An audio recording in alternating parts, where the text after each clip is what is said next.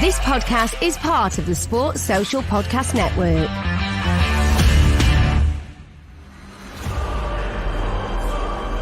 The champion, welcome, Danny Batten.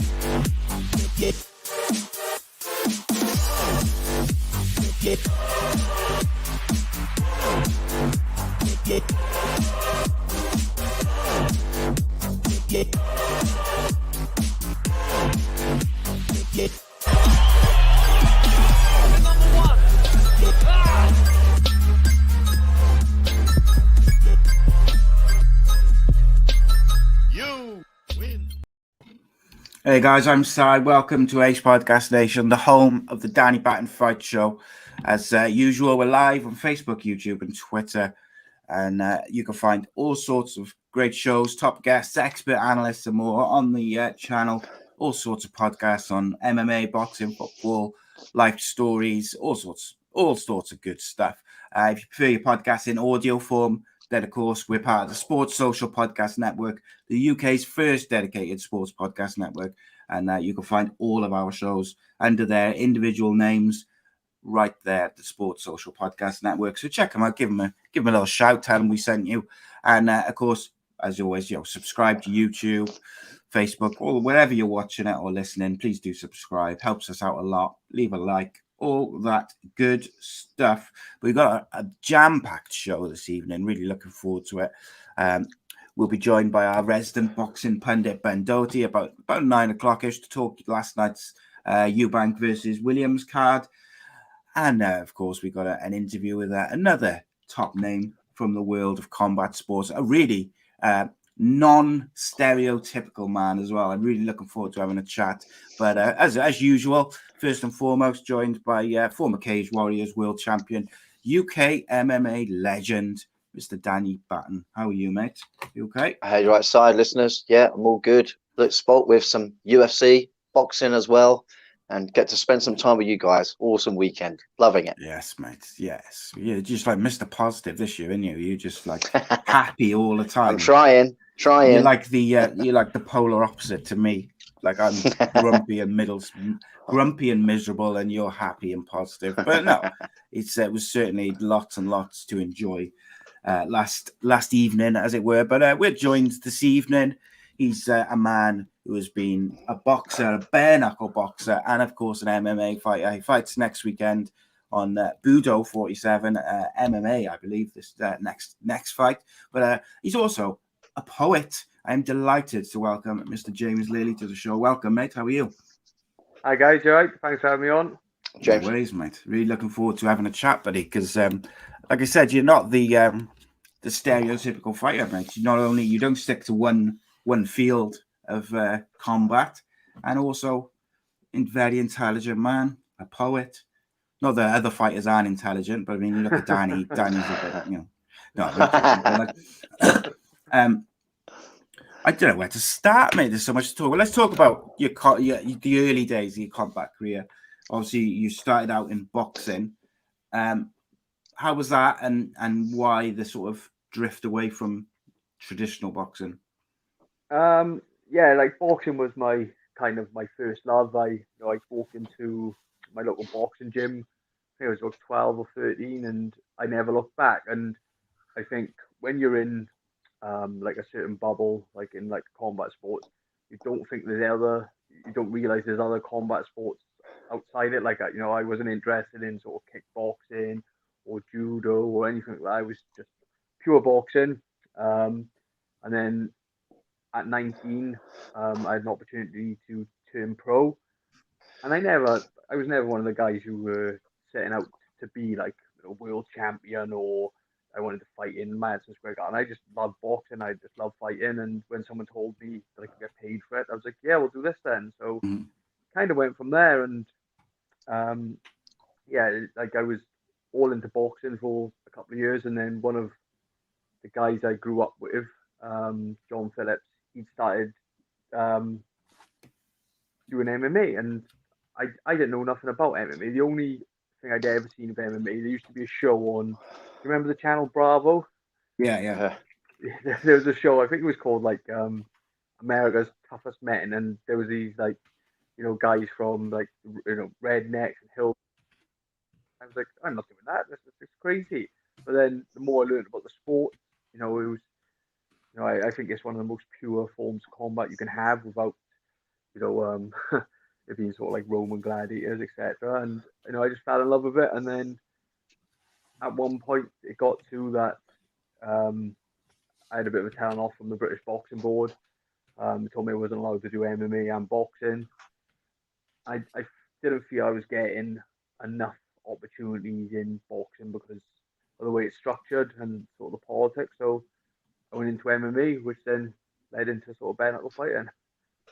Yeah, something we talk about a lot actually with what are some of the differences between like traditional boxing and probably bare knuckle boxing now and MMA out of the ring is that in sort of bare knuckle boxing and MMA you get the best want to fight the best, and it tends to be a lot more everyone's going to fight everyone, rather in boxing there seems to be a lot of avoiding people and political and padding your record and stuff like that, which I, only looking at it from my point of view, I would find that frustrating. And I mean, you only got to look at Kell Brook and Amir Khan coming up now. Like if they'd done that 5 years ago, the interest in it would have been unbelievable. But I think, yes, there's interest in it now, but it's not what it would have been if they'd kind of fought at their peak of their powers. But I don't know. Like, it does seem like there's that side to boxing, and it's unfortunate because I think it takes a bit away from the sport because people want to see the best fight the best all the time, don't they? Yeah, I think it's because there's so much sort of money involved in it, and people have got like an investment in like an up and coming fighter. So it was one of my complaints about some of the local shows down here. You'd go to a boxing show and you'd have 7 guys who were like amateur starlets or were like 1-0, 2-0, and they were fighting all guys with losing records. You'd have 7 fights on, and you could predict the 7 victors before you even got there, barring an upset. And then 2 weeks later, there was an MMA show where the ticket was half the price, and there was 20 fights on, and they could go any way because there's so many different ways to win and lose in MMA compared to boxing. And one of the problems, it's not so much a problem with boxing because the people involved are like they're the sort of bread and butter of it, but with some of the journeymen, because they've got so many fights booked in ahead of time, they don't want to take them risks because they get like a 28-day ban.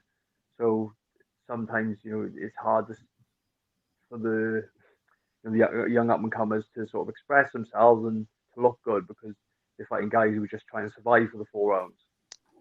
Yeah, 100%. It's I find it fascinating, like, because even though MMA has grown massively in recent years, I think it's still growing. Whereas, obviously boxing's been around for forever and ever. Do you ever see a point where MMA kind of overtakes boxing in terms of popularity, or do you think that boxing is just what it is and MMA might just keep growing, but it'll kind of always be slightly out there in terms of mainstream popularity, I guess? I think the problem with MMA now is that when we were sort of like growing up, you never used to have sort of like all the different sort of sports under one roof. You'd have to go to like a wrestling gym, you'd have to go to like a BJJ gym, you'd have to go to a kickboxing gym to learn your skills. Now they all seem to be under one roof. So like in the old days, I think it was they called it the sort of entertainment era in UFC.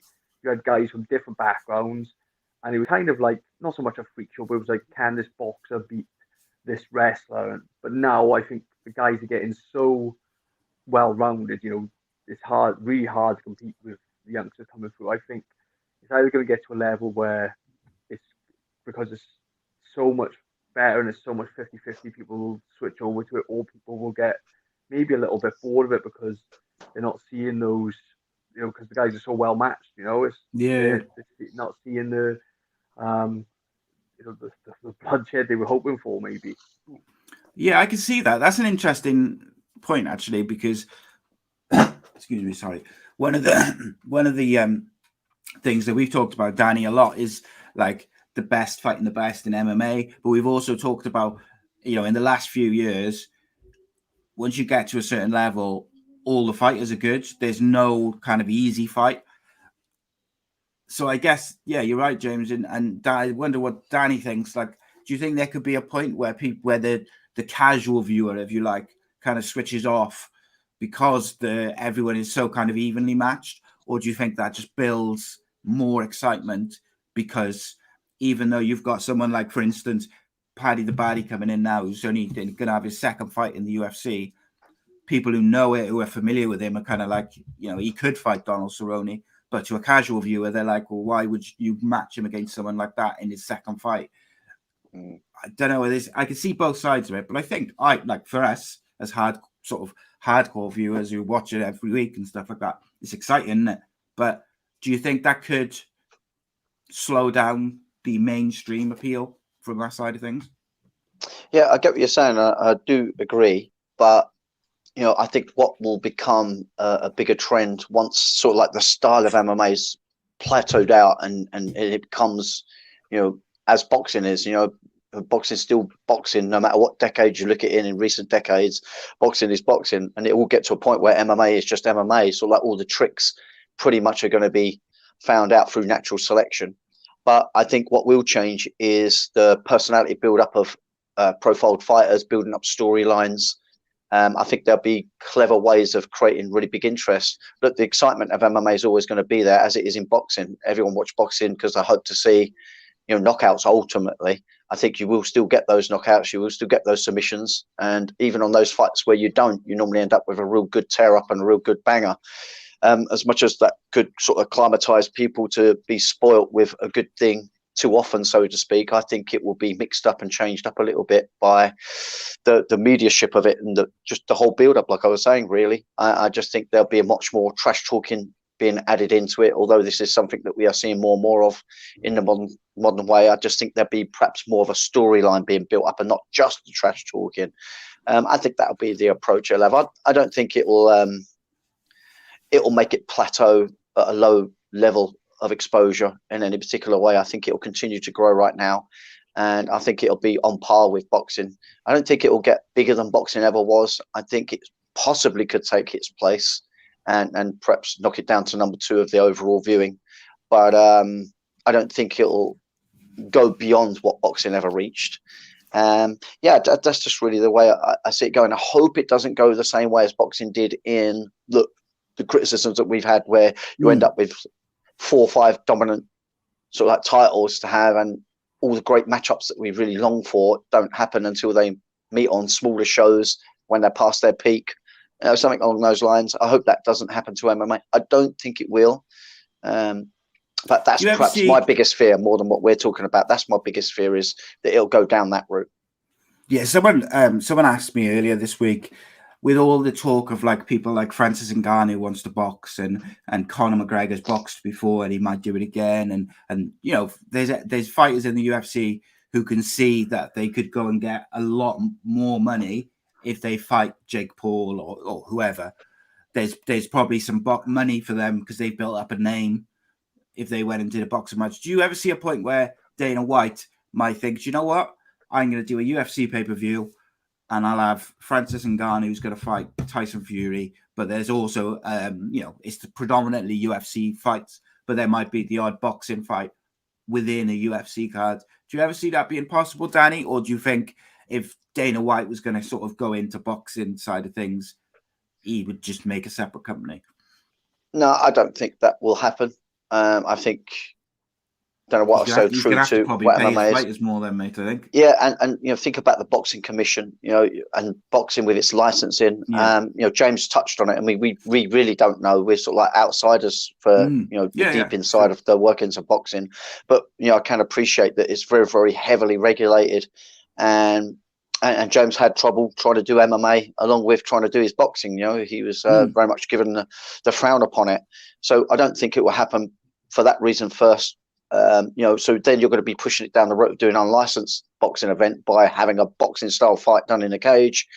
And then that's kind of being covered by something more extreme in the bare knuckle, which, James has got into. Yeah. So I think they're just different formats that are being focused upon. I think it'll just dilute what Dana White's become known for, which is putting on premium MMA bouts. I think it would be a bad thing. And I think he's just too savvy, too clever, and still growing it and still doing such a fantastic job. I think Dana White's going to be around with UFC for as long as he chooses to be, and continue to make it be the top and bigger. Like I say, I just can't see. And what's the point? I just don't see the point of him doing something like that. Well, I think it's easy to say out of pure interest, and it would be interesting, but I just can't see that there'll be ways around doing it. And the difficulty in finding a way around it would be too much trouble for what it's worth in terms of business. Dana White's an incredible businessman, and there's no way he's going to put in loads of legwork for something that's not necessarily going to amplify what he's already doing, which is MMA. Yeah, no, I could see that. I just wondered because it seems to be more and more fighters kind of chirping up, saying that they would take this fight in boxing or they would do this. And obviously, as much as UFC is a juggernaut, one of the things I do think they've struggled with in recent years is building a genuine superstar to the level of Conor McGregor, since Conor McGregor did his boxing and his record hasn't been as good in the cage. They haven't got someone who's at that level even now. Like even Khabib's not really at that level in terms of promotability. From a fighting point of view, of course, there's many guys, but from a purely a guy which everybody knows, not just the MMA fans and things like that. So you don't want to start losing fighters like Francis Ngannou, who's the current heavyweight champion. You don't want to lose him to boxing because he can make more money or whatever. So I don't know. I just wondered if there was a way that you could see Dana finding a way to sort of keep those guys happy. But back to James anyway. James, obviously, we'll talk about your fight next week in a minute, but I did want to talk a bit about your poetry. You released a book of sort of poetry and that. Like that's I find that really interesting. I was quite interested in poetry myself when I was younger, and like writing and stuff like that. Like, is that something that you've always had an interest in doing, or is it something which developed later in life? Yes, I've done it since quite a young age. I remember being in like a poetry workshop when we were on a school trip once. I must have been about 7 or 8, and it's always something that's kind of been there. I've always had like a notepad where I've jotted stuff down, but I never really paid it much attention. I thought it was just one of these silly hobbies. Didn't know if I was any good. The first clue about getting published. And so when lockdown happened, the first lockdown we had last year, or the year before, I don't even know what year we are at the minute, but the first lockdown we had, I was sat down, typing away on my laptop, trying to like write a story or a book.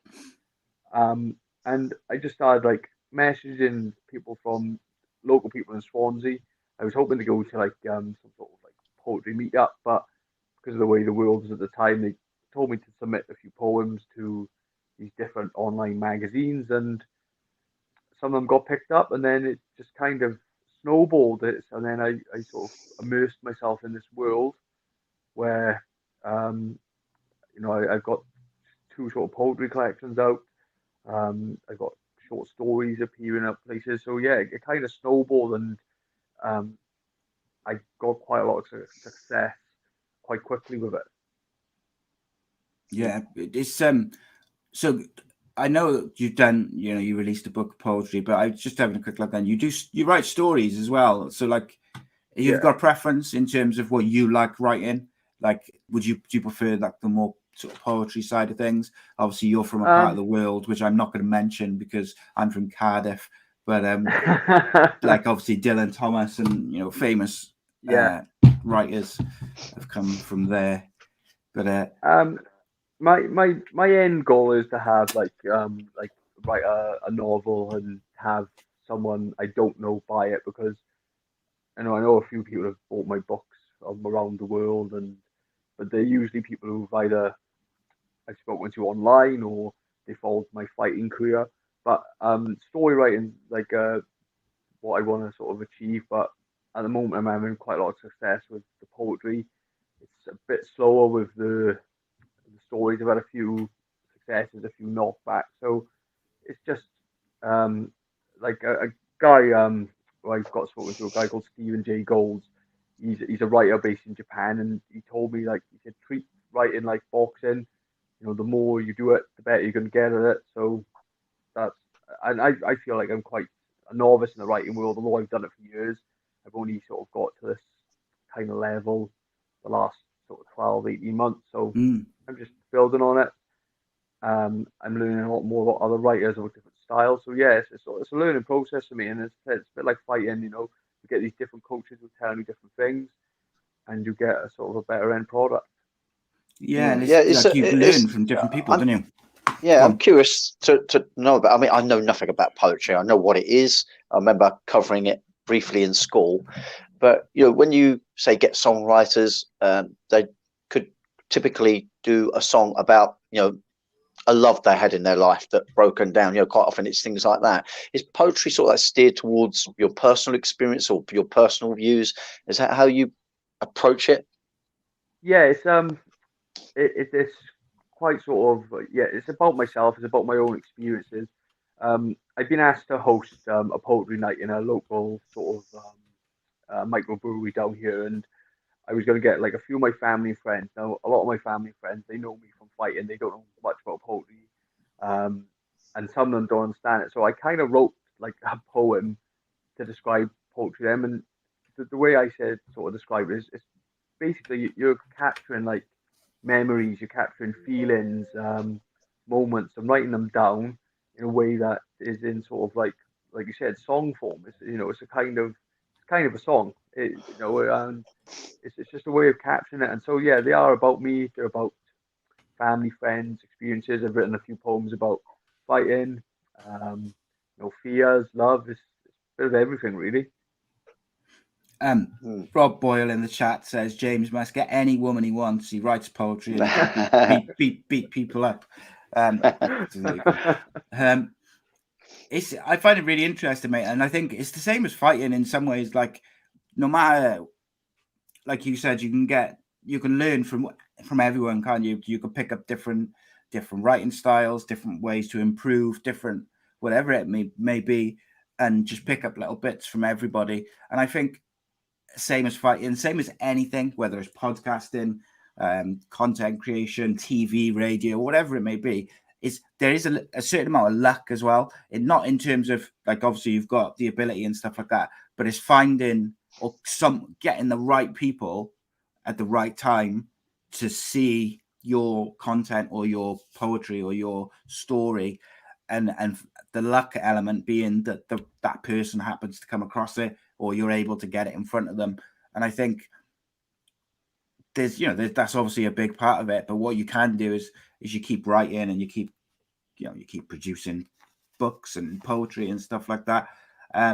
So this on screen here now is the 1,000 Ghosts of You by James Lilley. Tell us a bit about that. That was when I was going through a bit of a bad patch with the other half. I basically had a collection coming out which was the Blue Hour, but I had an idea for this micro collection which is only sort of, I think it's about 14 poems, and it was all about just sort of like a relationship breaking down, and because if you've been with someone, like, I'm gonna sound like quite romantic now, which I'm not. If you've been with someone for like a number of years and you live in the same town and you've got children together, it's quite hard to ever shake them because you'll see them everywhere you go. So it's like a ghost that haunts you. So that collection was just inspired by that thought. Lucky enough, the relationship's okay now, so it's all right. But yeah, that's what that collection was about. It was about going through a tough time with sort of a loved one, and then it was out quite quickly, and then it led on to sort of my full collection, which you've got the screen here, the Blue Hour. Nice. So what I might do, mate. Sorry, Yeah. Dan, is Yeah. I might purchase one of your books, mate, if that's all right.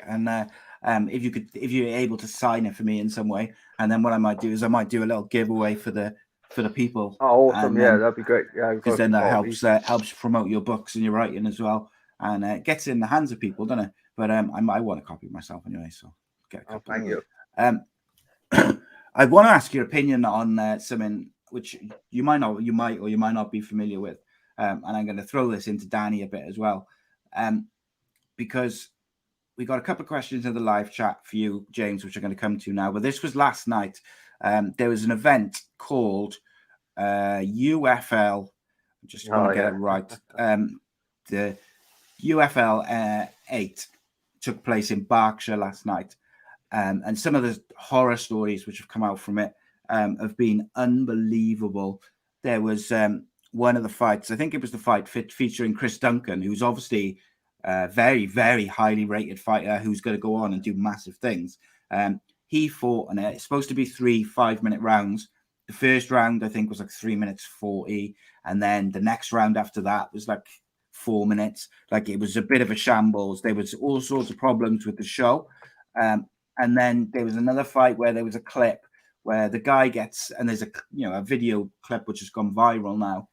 And the guy gets kneed in the head, gets knocked out, and then took, the way I counted it, it was 41 strikes to the head and face before the referee stopped it. And he was out cold, like, basically, or as close to as he's going to be. And there was all sorts of issues. I've heard of even more, but I'm not going to kind of say them because I don't know if they're true or not. But just from what was on social media last night, I wanted to get both your opinions on it, because to me, as I was watching that, I was thinking of some of the horror stories that Danny used to say about in the 90s and things like that, when things were unregulated. Like, everything is so regulated now.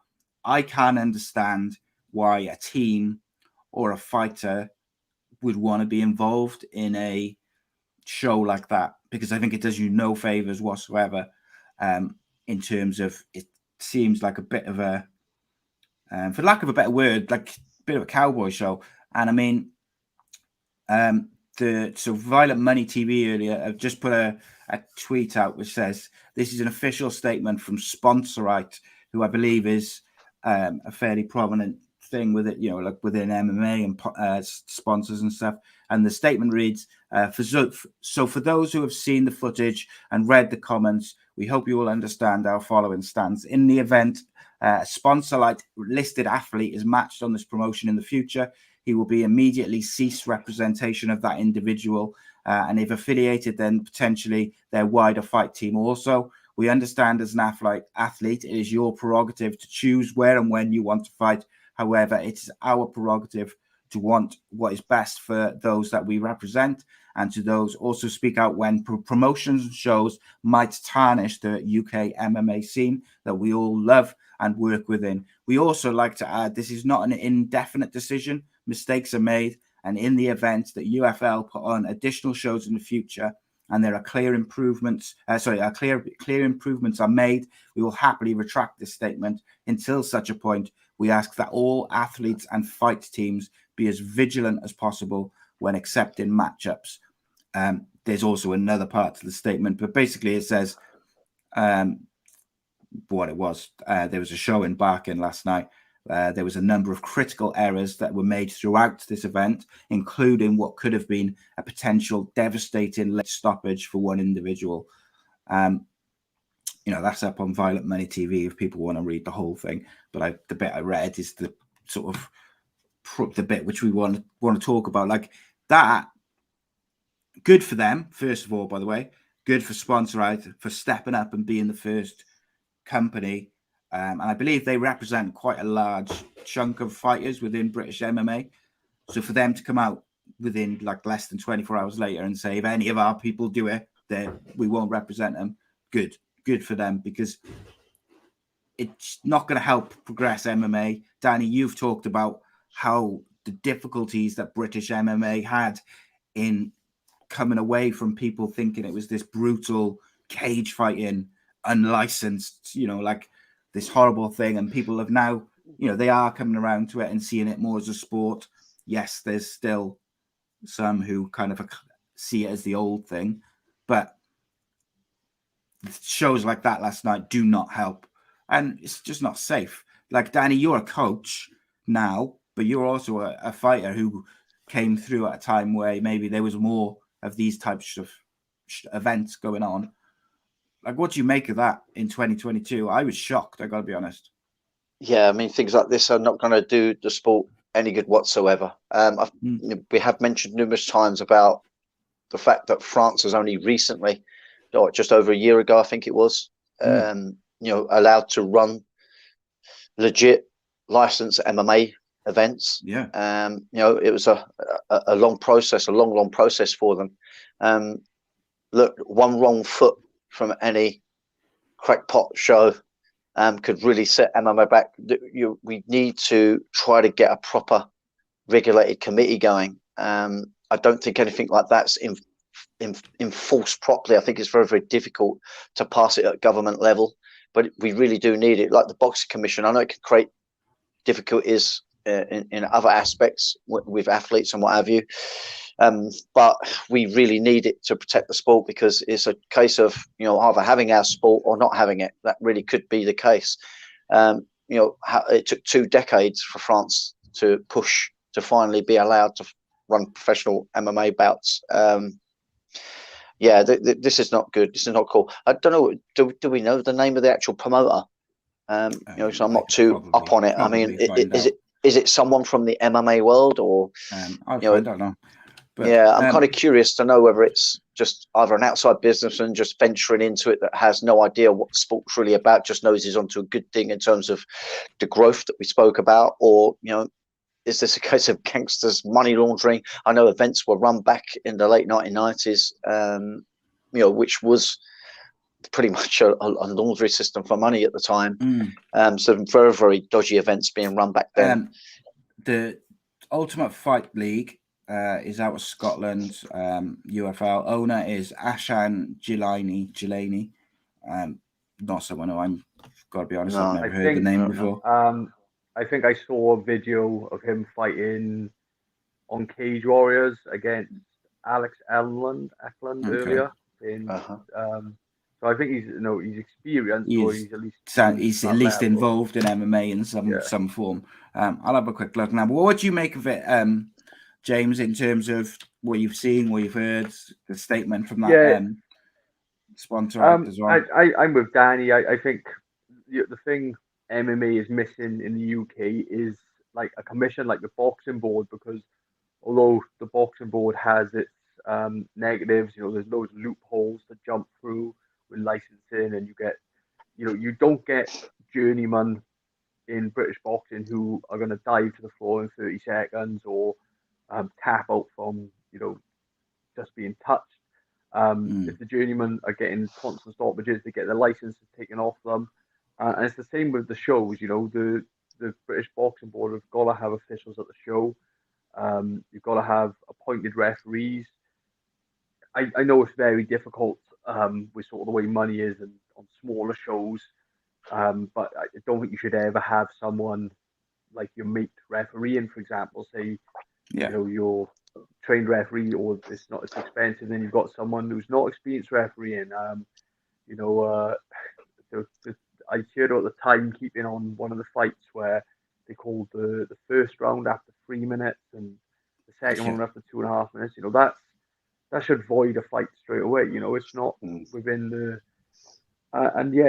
it's a shame, because that kind of show takes away from MMA, because you get these people who are not professional fighters who will rock up and fight for a couple £100, or they'll run a show to make a couple of quid, and it takes away from the years and years of hard work people have done since the 90s to make it a sport, to make it a mainstream sport. It just makes it go a backward step, and I think it's because you haven't got those sort of commissions in place to be like, right, this was wrong, they should be fined or they should be banned, Yeah, 100%. It's so I just had a look. Ashan Gilani, yeah, you were right, James. He fought in Cage Warriors only the one time, but he does seem to be someone who's been involved in MMA to some degree, so he should know better. And I think one of the most important things is for any MMA show. And funny enough, I talked about this with regards to football, about the defibrillators.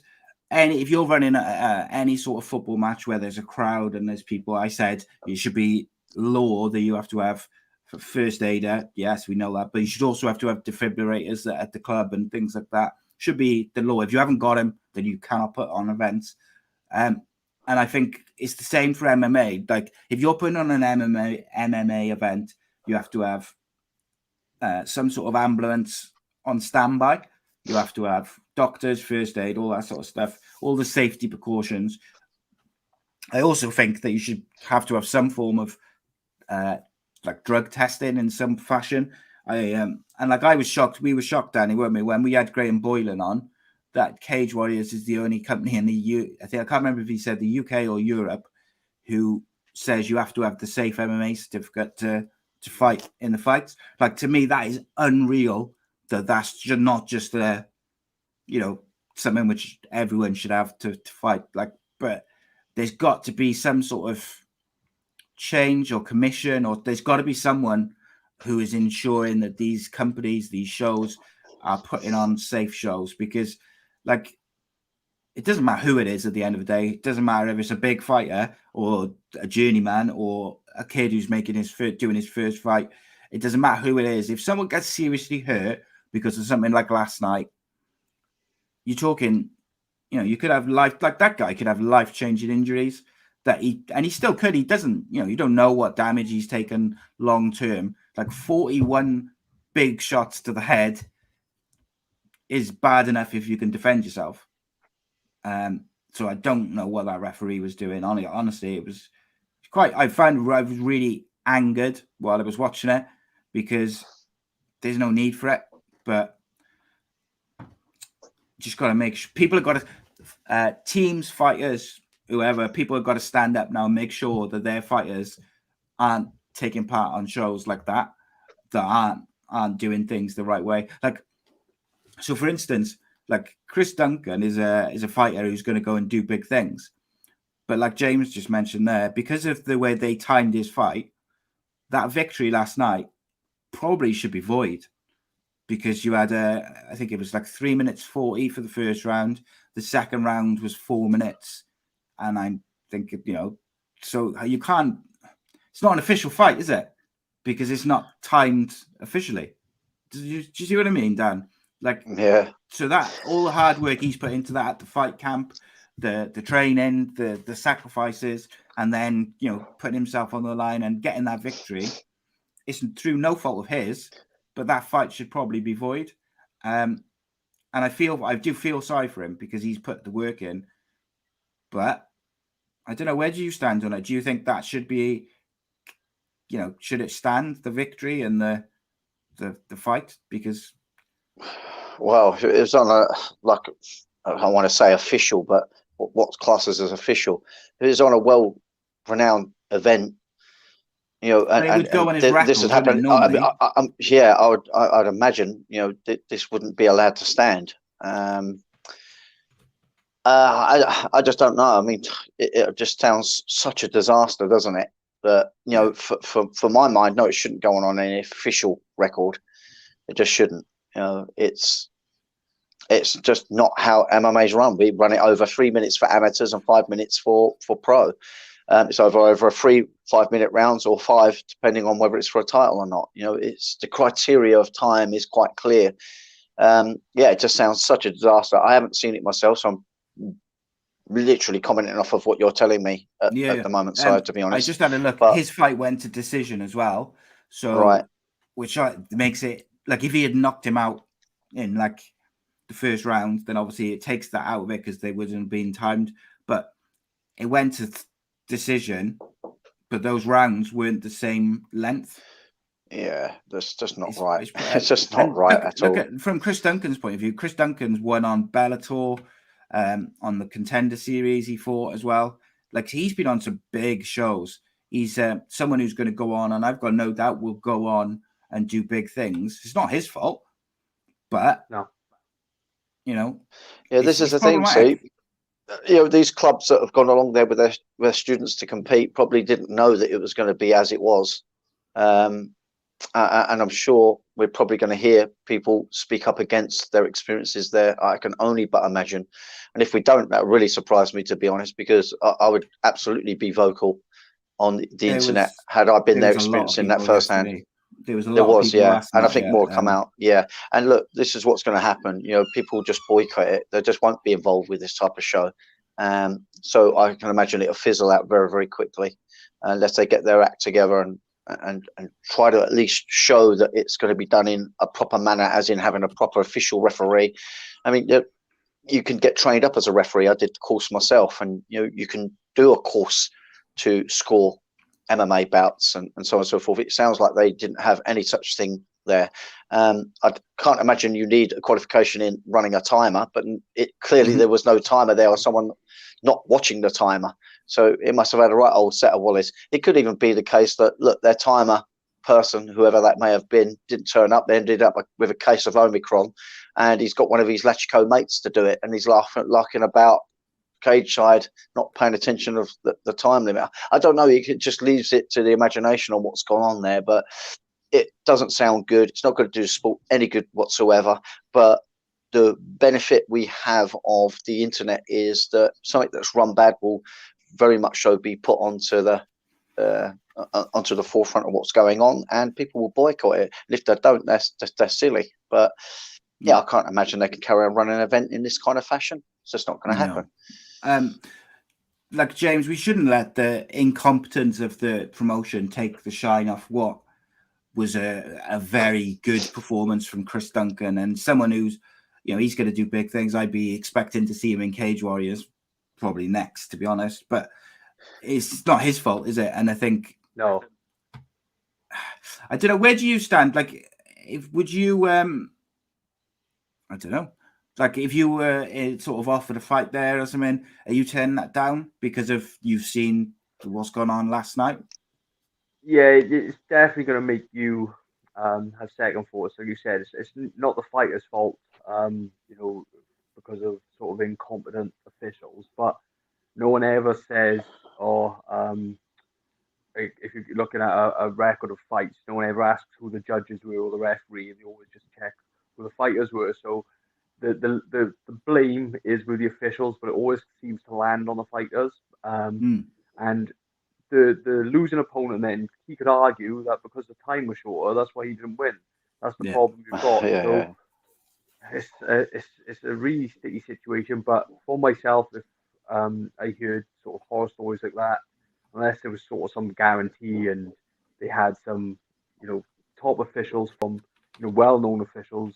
I know like some of the guys who do like UFC and Bellator and Cage Warriors, they still do regional shows. They still do the local shows. So unless they had someone like that on it, I don't think I'd go on it because it's not worth it. There'd be all questions of the sort of underhand activities going on in favour of one fighter. That's why the times short, or maybe that's why they didn't want him to stop it because they wanted to give him a chance to recover from a knockout. It'd be something I'd be definitely questioning my management team about putting me on there first. 100%. Right, let's talk you again, James. You got a fight coming up next week, isn't it? Yeah, that's right. Yeah, week yesterday. Yeah. So, first of all, is there a way for people to watch that? Other than does it streaming or anything like that? No, it's just a local show this time. Unfortunately, it was because of what's happened with sort of lockdown and sort of COVID, and it Yeah. was meant to have happened last April and it's been postponed so much it's nearly happened a year later. So he's Wow. just stripped it right back, done just under 500 capacity, and it's just tickets only. There'll probably be someone filming, but I don't think it's going to be sort of a live stream, unfortunately. Yeah, I think they'll probably put it out when they on like Yeah, it'll be on YouTube, or YouTube something and a few social days media and stuff later. like that. So that's Budo 47 next Saturday. Do you know if there's any tickets and stuff available still, or is it sold out? I hear there was 9 left, 9, and I'm Jesus. trying to get hold of 2. So if any of the other players are watching and they got some tickets, I need some tickets. But it's sold out. So it's been sold out for a while. There's the awkwardness of it being delayed 5 weeks because we'd gone into sort of the restrictions. But I think everyone's really looking forward to it. We haven't had many live shows in sort of Swansea for the last couple of years because of everything that's happened. So yeah, it's going to be a good night. I'm looking forward to it. Looking forward to putting a show on, and looking forward to people who I don't see unless it's at fight shows. There's a crowd you see that you only see when there's fights on. So Yeah, I'm looking forward to seeing those guys. Yeah, absolutely. So in terms of the fight, mate, like you're looking forward to it. Are you ready? It seems, I'm assuming because of lockdown and stuff, you're absolutely bursting at the seams to get back in there. Well, I didn't think I fought 2 years ago on Cage Warriors, and I thought that was going to be sort of my last MMA fight. I got a couple of lucrative sort of bare knuckle fights, and then I signed a contract to go to BKFC in America, and I thought that was it for me in MMA. I thought never going to fight her again. Bare knuckle's my future. But I'm in an MMA gym. I'm in a gym in KGB, and I'm around MMA fighters all the time. So I'm always glancing over at the mat, thinking, I have a go. Because I'd only just come back from an injury as well, so I was a little bit worried about getting injured again and risking it. And I asked to fight on a local show last year, but they said, look, you haven't done any MMA training, you've just been doing sort of boxing. So they're like, right, I'm going to train again then. So, 3 months later, we got ourselves back to a level we were happy with and started looking for fights. And I fought on Budo before I've headlined it. So it just seemed to be made in the stars for me, really, to fight MMA at home again. Good stuff, mate. It's so. Did you say you signed the contract to go out to America for your bare knuckle fights? Yeah. Yeah, I'm with BKFC, so I signed with them towards the end of last year, and then with Ruby Sport Management and Remington Steel, and they're looking after sort of my MMA as well. I'm just looking forward to sort of one of my bucket list things is to fight abroad a couple of times before I retire, and the bare knuckle in America is sort of taking off at the moment. They got lots of ex-UFC legends, so it'd be nice to try and mix up with a couple of them.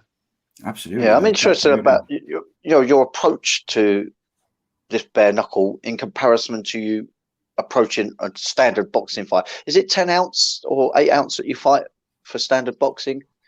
It's under 10 stone 7 is 8, over 10 stone 7 is 10. So okay, I started that. Yeah, obviously bare knuckle's so much more riskier blow for blow in terms of cuts, I guess, more than necessarily knockouts. I think cuts are going to be the premium reason that you're going to be stopped in a bare knuckle match. So is your approach tactically and strategically, is it different, or do you just go in there to throw down as you would in a boxing match and you throw abandonment to the tactics of it? One of the biggest differences, and it's funny that you should mention it, because one of my sort of stable mates in my management team, she lives in Thailand, and she heard me talking about it on another podcast. One of the biggest things I'd say, and it's something MMA boys need to sort of take in when you're in the gym and you're hitting the bag or you're sparring, you're always wearing sort of the big gloves. So you've got this sort of illusion of protection because you've got that little bit of extra leather to stop a punch coming through. With MMA, because there's small gloves and bare knuckle, you put your hands on your face, a fist's going to come through, or you're just going to hurt yourself. So what I've adapted my training to do is, instead of when I'm sparring, it's hiding behind the gloves. try and parry the shots more and turn away from it and that's why I think a lot of MMA boys have had success in BKFC in America because they're so used to fighting with the little gloves on and parrying shots. It translates more rather than because you can like put the gloves up and have like a little metal box and the punch aren't going to get through. But if you've got the little gloves on or no gloves, they're just going to come straight through. So that's that's the biggest difference. A lot of people will do like bag work and stuff without gloves on, but I tend not to do that because I get sore hands and you want to look after them, up until you don't go full 100% in training camp. So I don't want to be smashing the bag with no gloves on because it just sort of reduced the life of my hands, really. Yeah, of course. Rob Boyle in the chat asked earlier, James, in your opinion, who would you say is the most overrated MMA fighter, past or present? Oof, what a question. Put you on the spot. Past or present? Oh, that's a good one. Overrated. Wow. Yeah. I can't really answer. You don't think in those terms, do you? You don't think in terms of people being overrated. Yeah, it's because I don't know, because like the guys you watch in like UFC and Bellator, they're all fighting a level above me, so I couldn't say any of them I would say was overrated. There's ones that I think are worse than people are making out and building up, but you'd have to come back to me on that one. That's a really hard question. Isn't it? Yeah, a difficult one. Difficult one, mate. So, just before we let you go, mate, where can people pick up your books and your stories and stuff like that? So, my two collections are by Alien Buddha Priest and Uncle B Publications.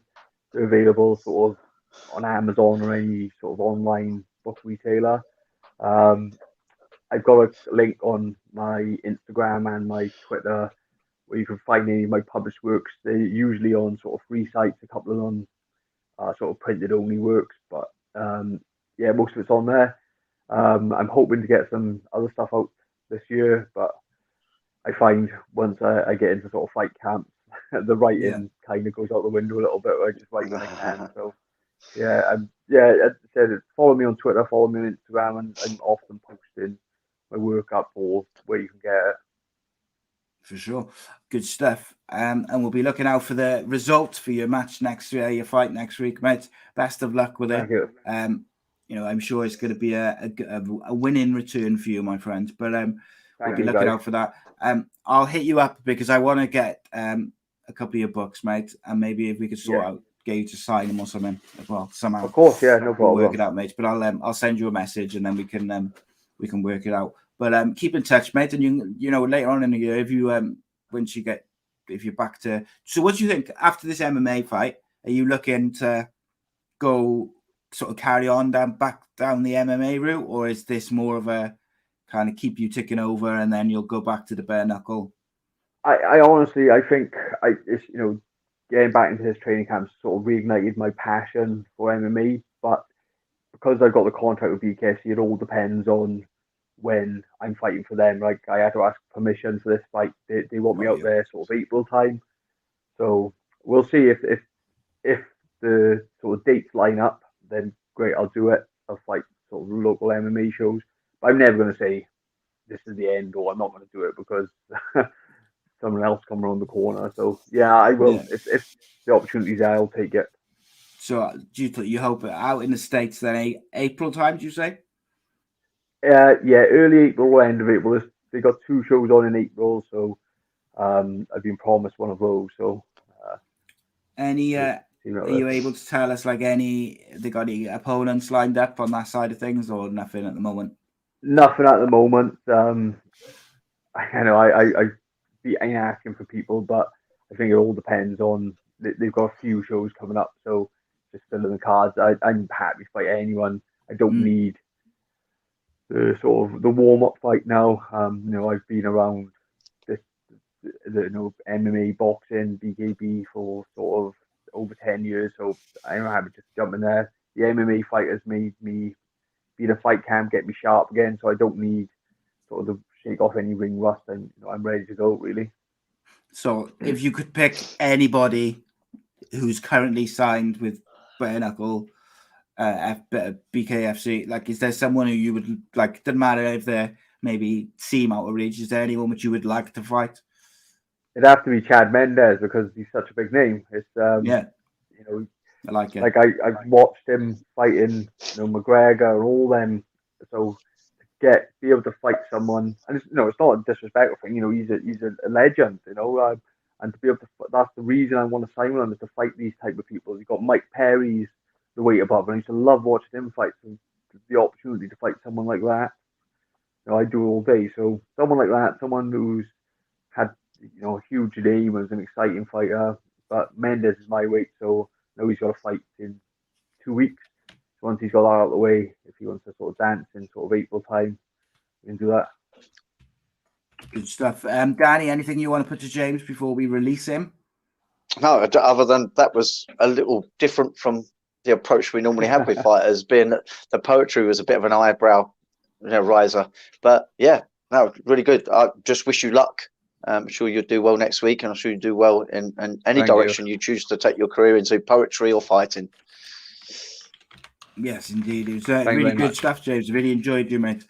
Really enjoyed chatting to you. Keep in touch, and of course we'll no doubt see you again very soon, my friend. Thank you for having me on, guys. Well done, James. Cheers, thank you. Bye now. Yep. Good stuff, James Lilley. That was really interesting, mate. I enjoyed that. Nice guy and stuff, but also just interesting, very intelligent guy. And I think it's interesting. Just before you jumped in, like before we started, I was saying to him about Josh, who come on, the guy, the amateur from America who come on, who I've kind of kept in touch with a little bit on Facebook and stuff.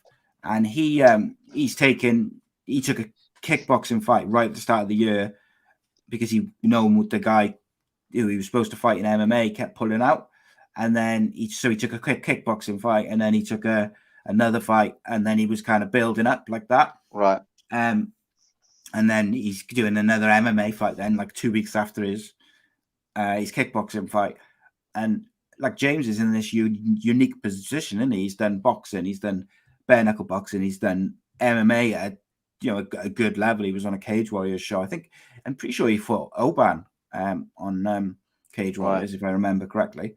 But like he's in a unique position, and like to get that opportunity, now he's a very experienced fighter. To get that opportunity to sign with BKFC and go out to America and fight, I think that's a really great thing for him, because he's he's experienced. He's probably in the latter part of his fight career as a professional. So what an opportunity to go out there and maybe take some names as he goes. But if you noticed as well, he had a very different approach to the reasonings perhaps why he's doing the whole combat sports. He never once talked out big about where he wants to head with it. Just the love of the game. And even at the beginning he said, I was never out to be a champion or to be like this. It just seems that he's in it for the experience. It's kind of like just saying, right, I'm going to go backpacking, I'm going to start here, but where I head or what I do day to day as I go trekking, come what may, just heading on out. He seems to be just taking any opportunities that come. He sort of knows what he wants in terms of like who he wants to compete against, but he's not looking at any championship. He never spoke like that. He wasn't talking himself up in a way that he was trying to kid anyone that he was invincible. He never really talked like a typical fighter talks, maybe because he is a little older, and these young tenacious lads do have a sense of invincibility about them, and they really believe in themselves maybe in that way, and they have a long view of their career. But he didn't once talk in terms of being in a different. It was very, very different. So just before Ben comes in, of course, a big shout out as always to our friends at manscaped.com for sponsoring the show. We're exciting news as always from our friends at Manscaped. As we've talked about, they've launched that 4th generation performance package, the ultimate package includes the Lawnmower 4.0.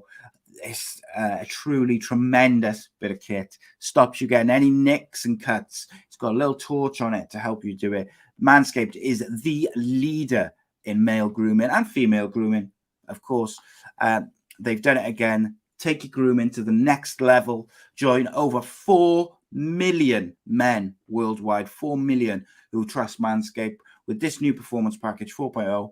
You can go to manscaped.com, 20% off and free shipping worldwide. Use the code ACE Nation and get 20% off free worldwide shipping. It is unbelievable. I really have to say. And like, for me personally, Danny, gone are the days where I might be like tidying up a bit, whether it's like down there, I shaved my chest before back in the day. Like, gone are the days of sort of nicking myself with a Bic razor or like a crappy trimmer. Like the Manscaped, the 4.0, the lawnmower is truly tremendous bit of kit. And when you chuck in like the other products that I got to send Ben the link, otherwise he can't enter, can I? And of course you've got all the other bits and pieces. So it's one of those, isn't it? It's like gone are those days of using substandard products. Manscaped gives you everything. You've got the deodorant, the anti-chafing products, which are so good. It's unreal. But Daddy, talk to us a little bit about Manscaped, mate. Yeah, it was a bit of a shocker that it did what it always claims to do. With advertising and things like that, with different products and that, they talk the talk, and sometimes it isn't as you expect it to be. But yeah, it was really, really surprising when using it. I was kind of shocked, and we spoke about their boxers as well. The fact that they actually do some items of clothing as well. I'd swear by those. Something that I do work a lot is still a punch and kick bag, and once you've trimmed yourself up and you use some of their products and you wear their boxers as well, you can really do it in comfort and knowing that you're not going to get sore down there. It is a case of you've got to try this stuff. It's one thing hearing it from you and me, but you just won't believe it until you try it. That's the only thing I can say. And some people at the gym, they've gone down the route now, and they're not looking back. So there's got to be something about it. It's not just you, it's not just me, it's not just people at the gym. So get out there, guys and girls, because it is for girls as well. I think that's the important thing to know. It's important to say that don't be misconstrued about what direction that this company is heading in just because it's called Manscaped. Is for women as well. Indeed. And I'll finish off by saying it is February. Roses are red, violets are blue. Don't let a wild pube wreck you. Valentine's Day is just around the corner. So do check out our sponsors at manscaped.com. They're here for you with the best tools to get your balls and bits ready for the special occasion. This V-Day, it's time to join those 4 million men, which I mentioned worldwide, who already trust Manscaped, the leaders in below-the-waist grooming. Exclusive offer for us and you, the viewer, and the Ace Nation Army. Go to manscaped.com, place your order, use the code ACE Nation for 20% off and free worldwide shipping. I cannot speak highly enough of them. And of course, as I've said many times before, I only recommend products on my channel that I truly believe in. And I've tried myself, and they do what they say on the tin. And this is top quality equipment, gear, clothing, everything which goes with it. So we thank them for sponsoring the show. And on with said show, going to bring in Ben now because there was me waiting for him to join and I hadn't sent him the link. How are you, Ben? I'm good, Simon. Yeah, sorry about that, Right, mate. I was sat there thinking, it's not like. I was thinking to myself, I'll do the Manscaped ad because it's not like Ben to be late. He's normally in like 2 minutes to 9, and then I, of course, because I have not looking at my phone, and then I saw in the comments on YouTube. Sorry, there's something I've noticed about this. You're all apologetic to Ben, but I've noticed that when I struggled getting in because you hadn't sent me the link, you was having a go at me on messages saying, "Where the hell are you? We're all in." Yeah. I get attacked for it. Absolutely, 100%. Yeah. Well, I think it's familiarity breeds contempt, as they say, Danny. 100%. So Ben, interesting. Some good fights last night. Interesting and quite a newsworthy night. I think it was fair to say. But I think the main event, for me, went kind of how we had previously discussed. I think is probably fair to say. But one thing I will say before we get you to give us a bit of a more detailed thing, I thought Chris Eubank Jr. was very clever in the way he went about his business last night. And after sort of 4 or 5 rounds, he very much, even in those last couple of rounds as well, like he frustrated Liam Williams. And I thought the last 2 rounds of the fight, Chris Eubank did a very good job of keeping the distance, which is what he had been quite successful with early on, and just frustrated Liam Williams. And unfortunately, Liam Williams did get caught coming in several times early on in the fight. Yeah. I say unfortunately as a Welshman, obviously. I just thought Chris Eubank just looked like the better fighter, to be honest with you. But I'm more interested in what you think. What did you think of the fight overall and the performance of the men? Well, I think Eubank is the better fighter, and I said he was before the fight. I actually, when I was picking a winner, I based it on that more than anything more kind of intricate and kind of, in terms of blending of styles or anything. I just said I think ultimately he's that bit of a better fighter. But I don't quite see it the way you saw it, though, Simon. I think that was like a graphic blueprint in how to... It is very difficult to score 4 official knockdowns en route to a wide unanimous decision and still end up looking as bad as Eubank looked last night. I think he basically couldn't get rid of the guy. Yeah, I mean, he does good stuff, the kid. He's got attributes. He's got flair, but he's getting a bit old for those kind of terms now. I mean, there's still something of the prospect about him who maybe is underachieved up to now. And I think if he was going to do anything special in this game, truly special on a world-class level, not that I'm not saying I wouldn't mind some of his achievements that he has, accrued in his career, but I just think he would have done it by now, and he's done what he's going to do, and he's found his level. I don't think he's a truly world-class fighter, whether he's world ranked or not. I don't, obviously that often doesn't really qualify a guy as world ranked in any kind of independent, credible, organic sense. But I thought Williams came out looking like he had a good plan and bags of confidence and a good approach, and looked like he had the best of the first round until he walked onto that stiff left jab. Then I thought, you know what, his punch resistance is shot to bits. And then he got decked with another jab, as well as like a follow-up right hand, I believe it was, for, first 3 knockdowns. And I thought, this guy can't hold a shot anymore. And do you remember me telling you before the fight that when he moved trainers and then the initial date was postponed, I'd heard the rumor he got knocked out in the gym. Remember that? Yes. And I remember thinking, well, this all makes sense. Even the way he was blinking in interviews, which seemed a bit odd, although that might be a personal mannerism that he's always had. I'm not sure.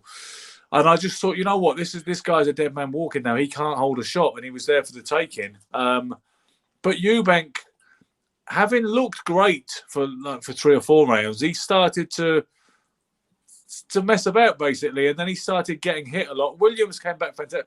Williams might not be able to hold a shot anymore, but he's there's nothing wrong with his heart and his stamina. He is one. He did the same thing against Andrade. He looked like he was, going out early doors and then making a use of himself to the final bell. So you've got to hand it to Liam Williams for his perseverance and the heart he's got, and that he will get through an abysmal start like that, in 2 fights recently.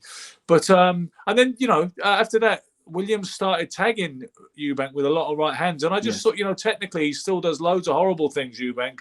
A lot of people have, remarked on the obvious kind of karaoke poor man's Roy Jones impersonation he seems to be trying to do. And I just think, how can you start that well and still end up looking that ropey and inconclusive? And the excessive showboating kind of wasn't, I don't mind a bit of showboating.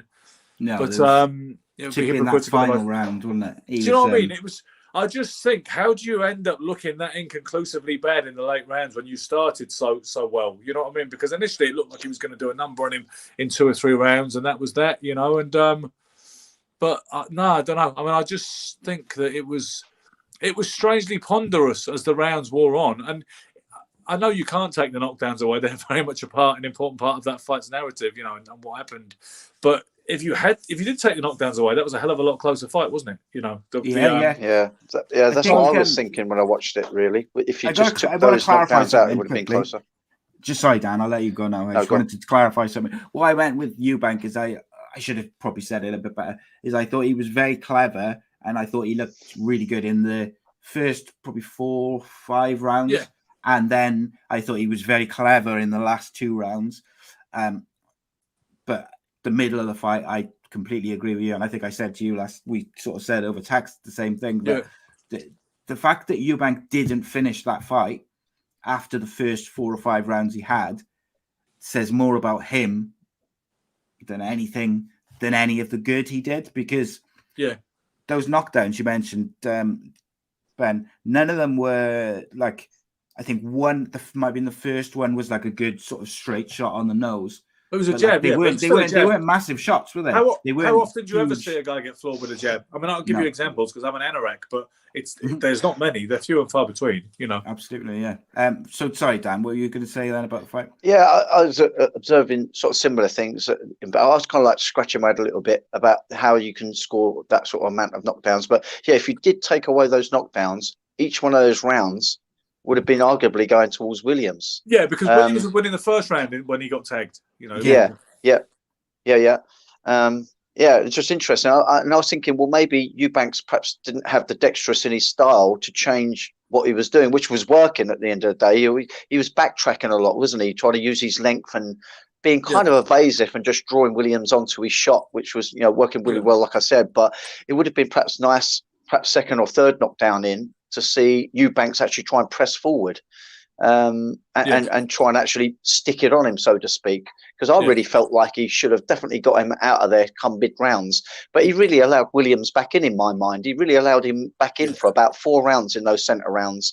And I felt like it was unnecessary and perhaps a little lack of trying to multi-style and change up what he was doing.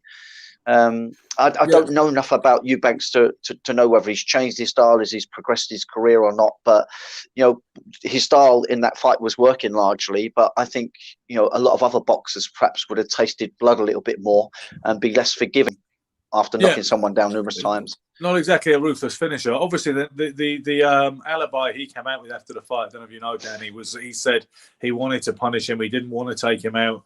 Like it was a Muhammad Ali, Ernie Terrell, what's my name kind of situation. You know what I mean? But I happen to agree with Johnny Nelson. I'm glad he said it on air when he said, no, I'm not having that. He said if he could have taken him out, he would have done. If he could have closed the show. And Ben, do you think, Ben, that some of that showboating that he had done when he was, no longer knocking him down in those middle rounds, do you think that was largely part of the frustration that he perhaps didn't know how to go about putting him out? Yeah, I think, but just replacing it with a bit of showboating. Braggadocio and bravado, which distracts from the fact that you're actually having a bit of a hard time getting rid of this guy who doesn't stop coming. I just think it looked like it was going to be a highly impressive performance, and I ended up reminded of why I don't think Eubank is quite the real deal on the level that he's been, portrayed as. I remember when he started pro, right? And they said, Chris Eubank's got a son and he's phenomenal. Ambrose Mendy, the inimitable Ambrose Mendy, who made his name as Nigel Benn's kind of agent because the Border Control wouldn't give him a license, but he was the Svengoolie behind Nigel Benn, and he had this silent profile. They were like a double act and a dynamic duo of early 90s British boxing. He was saying, and bear in mind, Eubank would have been a big rival of his, and there was rivalry between the two of them, particularly because they both like a verbal joust. And he was saying, I've seen a lot in my time, and I think I can recognise talent and a good fighter who's bound for the top, and I can certainly say that about Chris Eubank. He is that good. He was saying this before he debuted.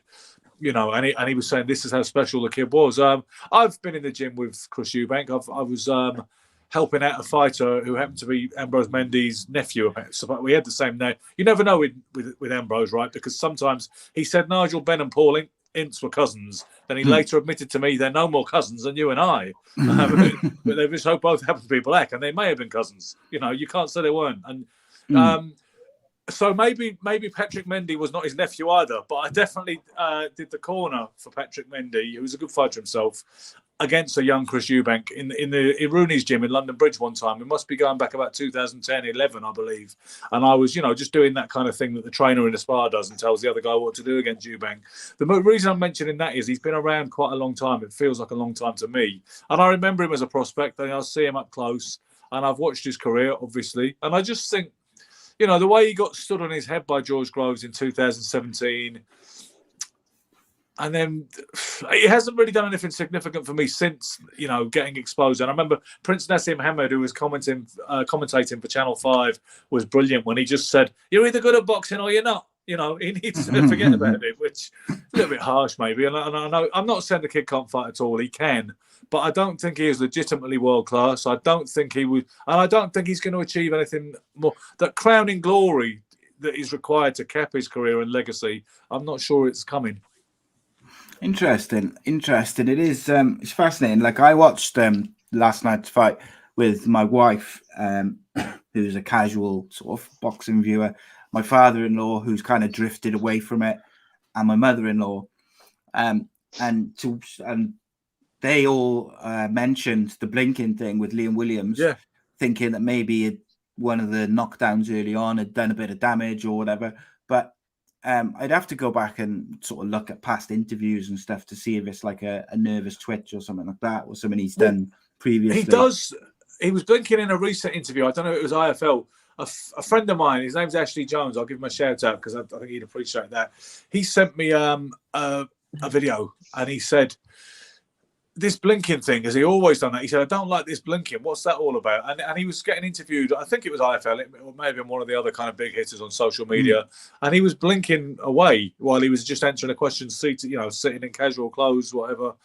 And so maybe that's something he's done. Well, like I say, I heard he got knocked out in the gym before, when he was training in Wales, before he shifted to Adam Booth, and they pushed the date back. That was the reason they said that, which is often a bad sign when you hear a fighter's been KO'd in the gym. And it can sometimes happen towards the end of a career. Like I heard it about Steve Collins when he was getting ready for Joe Calzaghe, and then he didn't fight Joe Calzaghe in the end. Another Welsh connection. So I did wonder if that is a sign of distress, because you've seen it in the ring sometimes when there's been some serious injuries, like Gerald McClellan was blinking profusely during his last fight with Nigel Benn, and you know that what happened afterwards.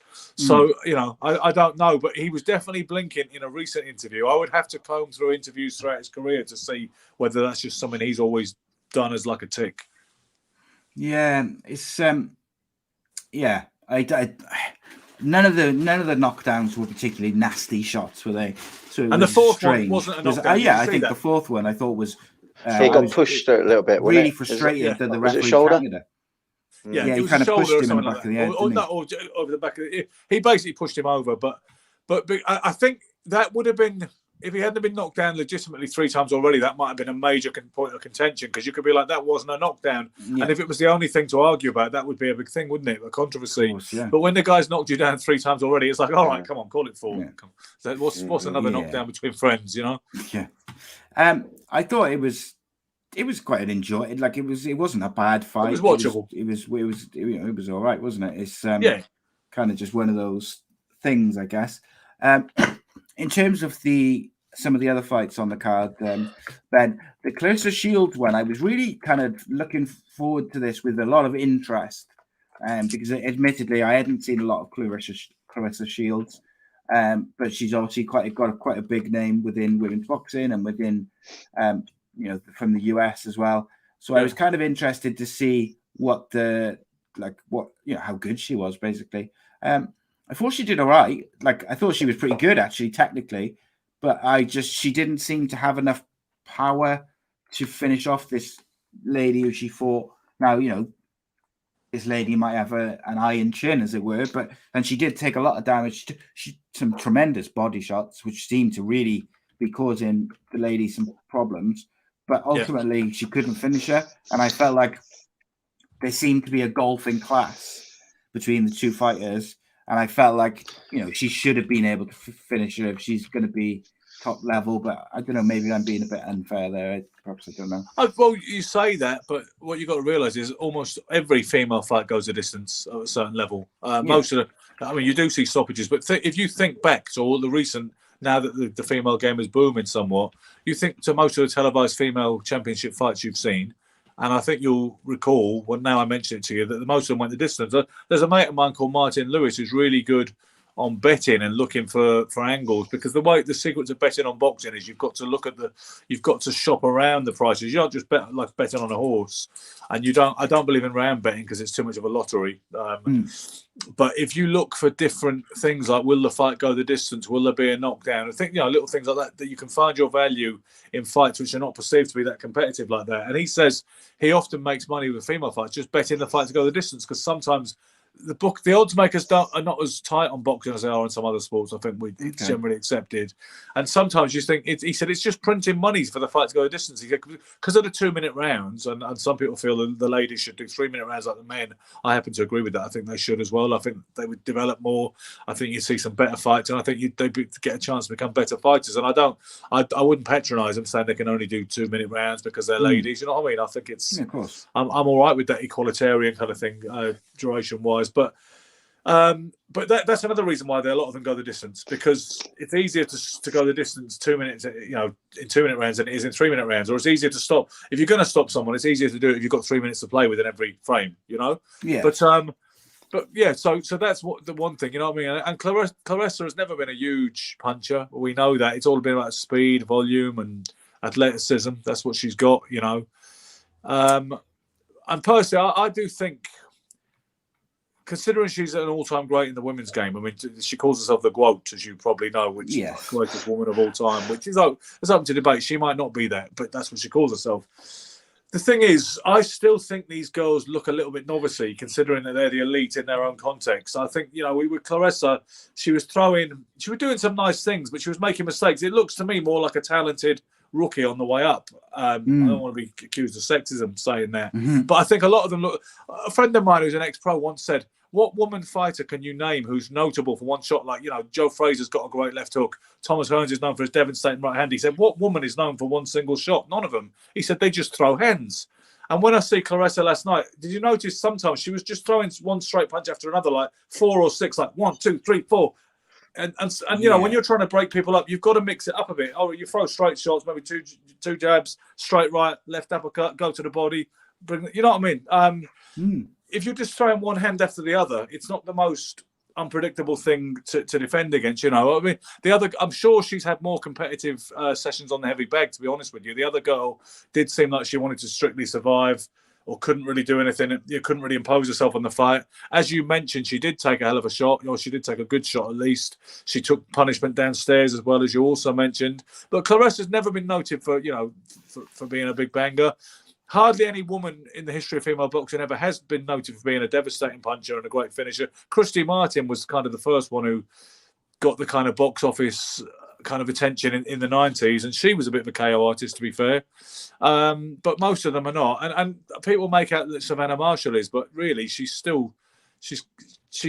kind of a good looking novice. When I say good looking, I mean in the sense she looked good in the ring herself, and she doesn't have a whole lot of form to suggest that she's going to. A lot of people today are saying, Savannah Marshall knocks her out in 3 or 4 rounds, but I don't see that. I think it'd be another distance fight, and I think it's a bit of a 50-50.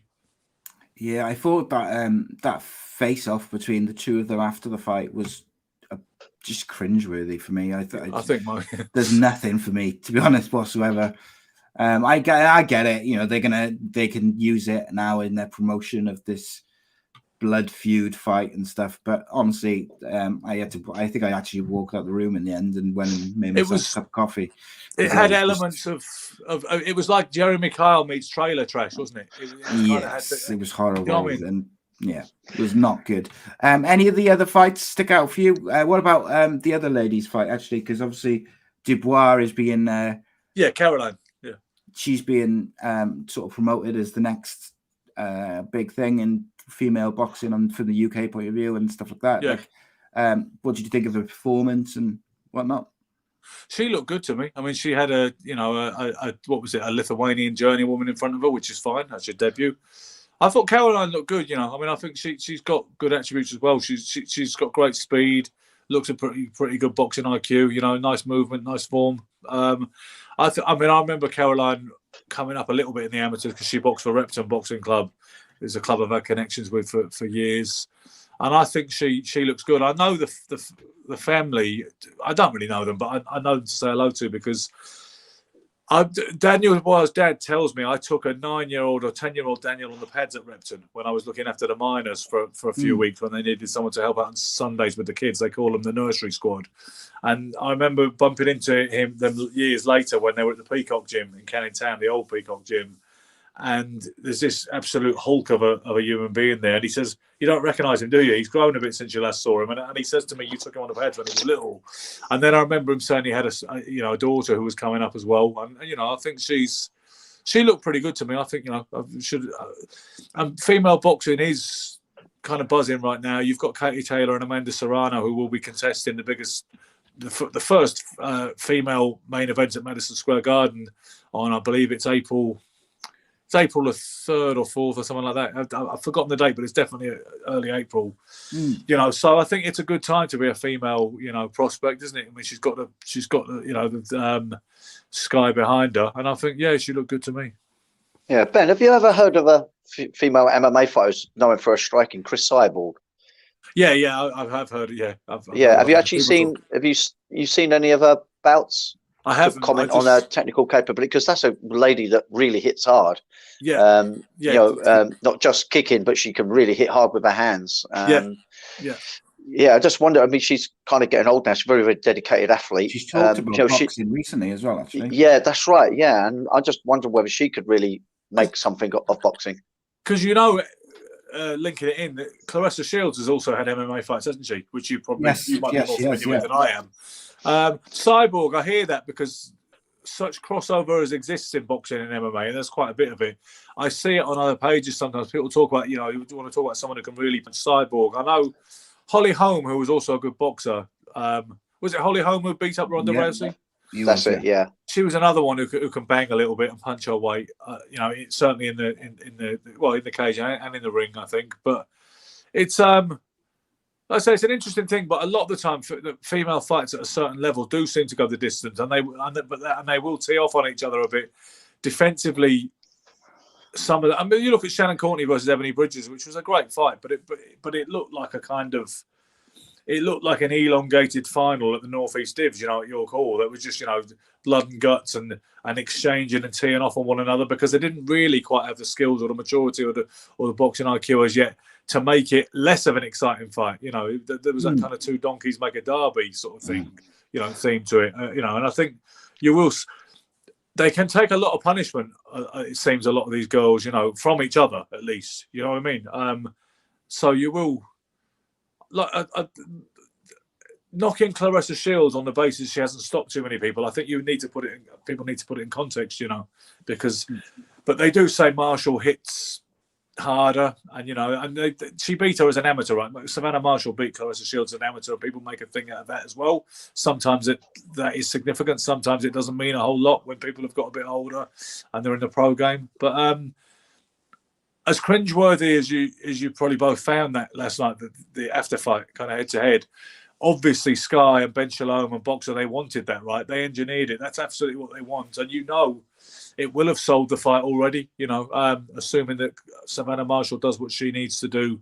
I think it's March 12th she's fighting, and that's what Claressa said to her, right? You take care of business on March 12th, and I'll see you next time. And I'm sure that probably is the way forward, unfortunately, for them, isn't it? To market these fights and for them to have a truly crossover appeal. I guess we're going to have to get used to more slanging matches between ladies, telling each other that you couldn't wipe my drawers or whatever, I think that's it's going to happen, isn't it? Any of the other fights kind of stick out for you? Any performances? Reese Edwards obviously fought. Chris Jenkins. I see Chris Steve Jenkins. Robinson. The only other one I saw was Chris Jenkins. I could see there was a very ropey heavyweight affair on there with a guy who looked like Drago that a lot of my kind of mates were criticising and saying, "What the hell is this? This is white collar boxing." That's our go-to when we want to put something down and we want to disparage something's credibility and the lack of skills and defense and all the rest of it. We say this is like white collar level, which is a bit hypocritical of me because I'm quite involved with white collar and I get more wages from that than I do from pro boxing. So perhaps I should stop slagging it off, sarcastically like that. But no, I saw Chris Jenkins against Julius Ndongo, who obviously used to be a big world-class operator, and he's kind of on the slide now. I thought Jenkins looked good as well, I mean, Jenkins looked great when he first won the prize fighter years ago now. then he seemed to go off the ball a bit. I mean, he won the British. I was there the night he won the British title at the Royal Albert Hall from Johnny Garton. And, I think Chris is one of them guys who could have had more of a trajectory than he's had, but I believe he's had injuries, and I know cuts have been an issue in his career. And he's 33 now. I thought he looked good against, a still decent opponent last night. And, perhaps he can still kick on and still achieve certain things, that presumably that he's still looking to achieve before he walks away from the game. Good fighter. Good stuff. Interesting. Is there any other boxing news, Ben, which you think we should discuss before we let you go? Because we've got UFC to go. Interesting point. There was Quadras lost his super flyweight title last night. A guy called what's his name? Jesse Bam Rodriguez, I believe his name is. He's definitely called Rodriguez. He took the fight at like 6 days' notice because Quadras was supposed to fight. It's very hard to pronounce, but he's a Thai fighter. Rongvisai is the way you say his name, I believe. Who's a guy who actually knocked out Roman Gonzalez in a big shock back in 2017. A couple of times. Yeah, he thought he was fighting Rongvisai. Quadras did, and then he ended up fighting this guy Rodriguez on very short notice. Rodriguez went in there and won the fight. And he now, this is quite an interesting statistic for you, he now becomes boxing's youngest world champion, active, not ever by any stretch of the imagination. But he's 22, which makes him the youngest active world champion in boxing today, which is actually, it shows you that fighters are getting older and performing better for, longer and being rushed less, because a lot of guys, you look at guys like Salvador Sanchez and Sugar Ray Leonard and Roberto Duran, they were all champions when they were like 21, 22, already world champions at the very top of their game. And some of them were on the slide at, in their late 20s, like 29, 30. You were thought to be long in the tooth at 32 back in the 1970s and 80s. Whereas now, plenty of guys, most of the elite operators are in their 30s. Don't quote me on that because I need to run through it. But they certainly were the last time I did that evaluation. That was a few years ago, though. But there's plenty of elite operators in their mid-30s, early 30s. And the youngest world champion active today is actually 22, which is not, there's been plenty of younger champions than that over time. But that's a bit of trivia for you. Indeed. Right. As ever, Ben, it's been an absolute pleasure to have you join us. Today, we've got to talk a little bit more about UFC now before we finish up. So we'll let you go. But as always, a pleasure. When's that Kell Brook fight, Ben? That is February the 19th. So a couple of weeks. My father, funny, like I mentioned, I watched with my in-laws yesterday, my wife, and my father-in-law's reaction when they played the promotion for the Kell Brook, and he said, my mother-in-law, when I thought Amir Khan retired when he went into Celebrity Big Brother, and my father-in-law said, I thought both of them were retired about 2 years ago. And then the kind of conversation went to sort of, well, if they'd fought 5 years ago, I probably would have been interested. But I still think it's going to be an enjoyable fight. But it goes back to that age-old kind of conversation we've had numerous times about fighters avoiding each other at the peak of their powers and then coming back around for a payday at the end. To be honest with you, Simon, for that reason, I kind of hope it's a dud. I hope I'm not being negative or just churlish. And I know some people accuse me of that and be like, oh, don't be a snob. Oh, don't be, still a good fight. But I kind of hope if it's a great fight, then great. It's another great fight. And, there's a limit to how negative that can be.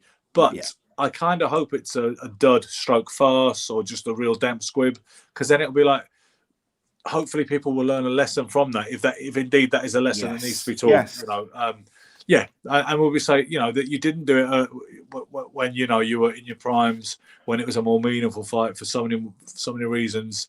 So I'm kind of hoping that it fizzles out, because just on principle. But like I say, it still is an intriguing fight, and it's still certainly worth a watch. And I won't be boycotting it or anything like that. Of course.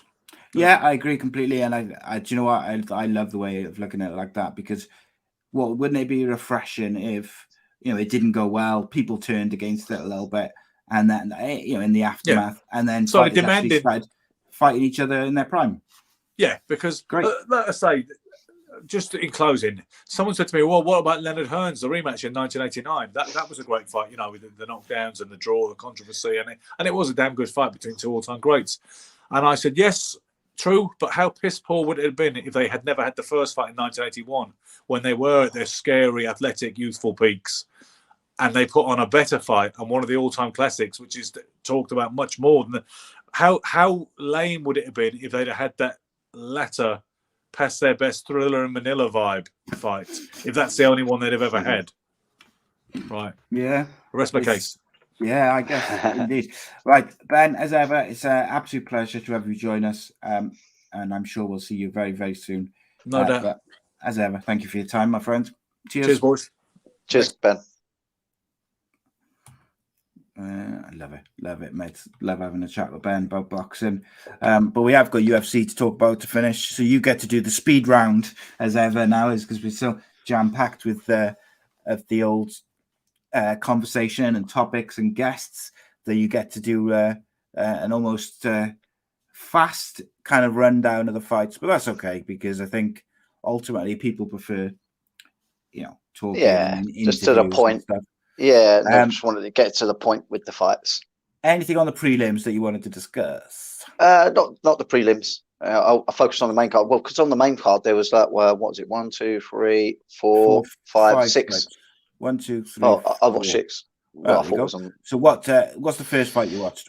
Yeah. The Julian Rosa versus Steven Peterson. Prelims. Oof, Steven Peterson. Oh, was that on the prelims? Oh, there was one was. then. I thought that was actually main card for some reason. I thought that was the start. But yeah, that was a hell of a tear up. You had two really different stylists. You got Steven Peterson, who's really quite tight and more clinical, I guess you would say. And you got Julian Rosa, who has his hands down, long, rangy, kind of a bit of sharpshooter in terms of his striking. But does leave himself vulnerable to being caught. And that's exactly what was happening here. It was really a battle of styles. Peterson was landing the crosshand numerous times and looking like it could really be his money shot. But Rosa was throwing punches in bunches, maybe saving a little bit of energy in having his arms down, but was consequently getting tagged occasionally because of it. And it really made for an interesting bout. It was an absolute, war between them both. They both left everything they had in that cage. They really, really did.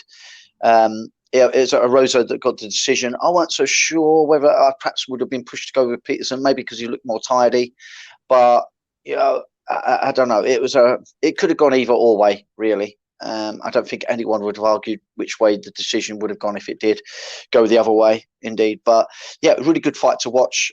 Rosa come off victorious. I think maybe because he was a little bit more flamboyant with his sort of like overall style, having his arms down. Although I was really impressed with Stevenson's spinning back fists. A couple of those looked really, really visual. A couple of those did land, but unfortunately didn't get the effect that he wanted, which is to knock the guy out. I think he actually won before with a spinning back fist, for which we saw numerous of. Yeah. So, yeah, impressed with them both overall with that performance on the feet. We didn't really see much of their grappling. But both of them were certainly looking impressive on their feet and looked well game. I'm kind of looking forward to seeing either of those guys fight in the future, because I think just the way they are as combatants, they've always put up a good performance. Interesting. What was the next fight you watched, the Brian Battle one, was it? Yes, that's right. Yeah. That was the main event on the prelims. That was the Brian Battle one. Right. Okay. Yeah. So look, I went through from prelims. Yeah, I sort of just started watching 5 or 6 down and started working my way up, and kind of got my groove with it. Gore was quite verbal. I don't want to say shouting, but quite verbal. His disapproval of Battle's perhaps level, or what he presumed his level was. There's a bit of needle going between them, and that kind of made it a little bit interesting. I didn't really know much about the history of what was going on until after, and I've done a little bit of research about it. But Gore was really very, very confident, but come out then very, very tentative. It was very, very strange. Someone being very, very vocal, looking very, very confident, to then be really holding back on throwing any lever. And indeed he did this not just for 1 round but 2 rounds. He did, I think, end up snatching that second round though. Battle was totally outworking him in the first round. Second round, I think Gore maybe did enough in that he did have power in his hands, and his kicks and everything that he did throw was really quite consequential to Brian Battle's form. He kind of punched and kicked through him a little bit. And it was looking kind of positive that he could come through in that third round and perhaps be a little bit more dominant. Now he had that forward trajectory, but no, it was really Brian Battle that was really sort of like leading the whole work rate. I think that's what went against Gore. Again, it's another one of these fights that were really quite close either or way. Wouldn't have been surprising if Gore got the result. I think you could argue it in his favour as well, but no, Brian Battle got it, and I think for my money, I would have pushed it towards Battle because of his work ethic. He just did more. Worked extensively with his kicks more than he did his hands, although we saw him present more hands as the bout went on naturally, as the energy levels began to sort of like wane. He fell onto his hands a little bit more, but he worked a lot of teeps, a lot of inside leg kicks, not throwing them full bore by any stretch, but was just very, very big in his work rate with those teeps, really wanting to keep it long. I don't think he was too comfortable with Gore getting too close, and with good reason, because when Gore did get close, when he did connect, he was kind of looking Brian Battle off his feet somewhat. Lesson to be learned there for Gore. He's really got to come out and try to get his work ethic sorted. I don't know whether this was a cardio issue. It seemed like he was holding back on his tank, or maybe waiting for the perfect shot. Doesn't always work in your favour, and it didn't work in his, because leave the fight close and it could go against you, and it did in this case. Yes, indeed, mate. Excuse me, sorry. So next up was Brendan Allen versus Sam Alvey, with Allen picking up the victory via a rear naked choke a couple of minutes into the second round. Sam Alvey, he was showing some sharpness. He's not the most coordinated looking individual, although not someone you can write off at any time. He's been around the sport for a long, long time. A little bit of a gatekeeper of certain level, I guess you would say. But he looked like he was getting the better of Brendan Allen numerous times on the feet, really cracking him with some shots. It was unnerving, Brendan Allen. I think, he was perhaps a little surprised by Sam Alvey's power and ability to connect his hands with him as much as he did. But it got a little chaotic in that round two, and he caught. I think it was actually at the very end of round one, wasn't it? Sam Alvey got caught with a shot and was rocked a little bit, and it took him a little while to recover. And I'm not too sure if he had recovered fully before it got into a ground scenario. And it was an unusual type of rear naked choke. I mean, a lot of people think of rear naked chokes where perhaps from a stood perspective, it'd be with a body triangle up on their back on the feet, trying to hit a short choke and rear naked choke from that position, or perhaps on the ground again, body triangle with hooks in. But this is actually done with no hooks, a little bit of an unusual way, but he got so clean in on the neck that, Sam Alvey had nowhere to go. It's either go asleep or tap, and with his experience and age, it was just to tap out. But I'm not too sure really where Sam Alvey goes with his career here. He's notched up a fair old rack of losses overall, but he has been around the sport for a long time. Like I say, he's a little bit of a gatekeeper of levels. Can never truly write him off, but I just think he's on the decline, unfortunately. But Brendan Allen, he's had some fights, isn't he? He's not exactly inexperienced, although he did show some vulnerabilities in there. I think there's still work to be done if he wants to try to make any kind of noise in that weight division, to be honest. And maybe a little small for the weight. Yeah, maybe. I think this could be a fair shout, mate. I think. Oh my goodness! Next up, we have Shavkat Rakhmonov versus Carlston Harris, with Shavkat picking up the victory via a head kick, KO kick, 4 minutes 10 into round one. Shavkat, he really looks like the real deal. He's kind of got the power on the feet. He's got the form. He's got the presence on the feet. Still not too sure what it's all about in the grappling part of things. And Carlston Harris looks really vulnerable. It looked like he just didn't believe in himself on the feet in terms of the striking aspects. But it was strangely Shavkat that ended up initiating the wrestling game. Had Harris's hips, totally started to elevate him. I don't know how Carlston Harris ended up not going down to his back from that, but he managed to maintain his base on numerous occasions. He got picked up on the hip, and normally that's game over. You give away your hips with that body clasp, very, very hard to defend your base, but he still managed to do it. It was absolute to behold, but unfortunately, when you're talking about someone doing something great in defense, it doesn't necessarily mean that he was doing anything great in terms of attack, and it was in shortfall for him. So Shekat, ended up connecting with those powerful strikes that I think is becoming known for, and looking pretty serious. I'm sure people higher up in the division now are watching out for this guy and probably won't be too happy about having to face him, but they're going to have to, because he's going to start sliding up those ranks. Yeah, it won't be long, will it? Won't be long at all. Then we had Nick Maximoff defeating Punahele Soriano via a split decision. 30-27, 28-29, 29-28. So truly could have, truly could have gone either or way, really. Maximoff was shooting ever so low. Really quite impressive way of chain wrestling that he did, because that's really how I describe his wrestling. Kind of chaining, really. He was sort of shooting. There's a little bit of Ben Askren-esque, it's shooting at the ankle and the knee, was catching kicks. Kind of an unusual approach to wrestling, although I think it's quite well thought out in terms of its approach for MMA. I was quite impressed with the way he's doing it, looking very, very smooth, very, very slick in his wrestling transitions. But I think what made it look even more visual was perhaps the superlative defense of, I have my son on his name here, Serrano. He was practically doing the splits to defend some of these shoots. It was really, really strange positioning. So likewise, you had some unusual ground exchanges where Serrano would actually reverse the takedowns and come up to Maximoff's back.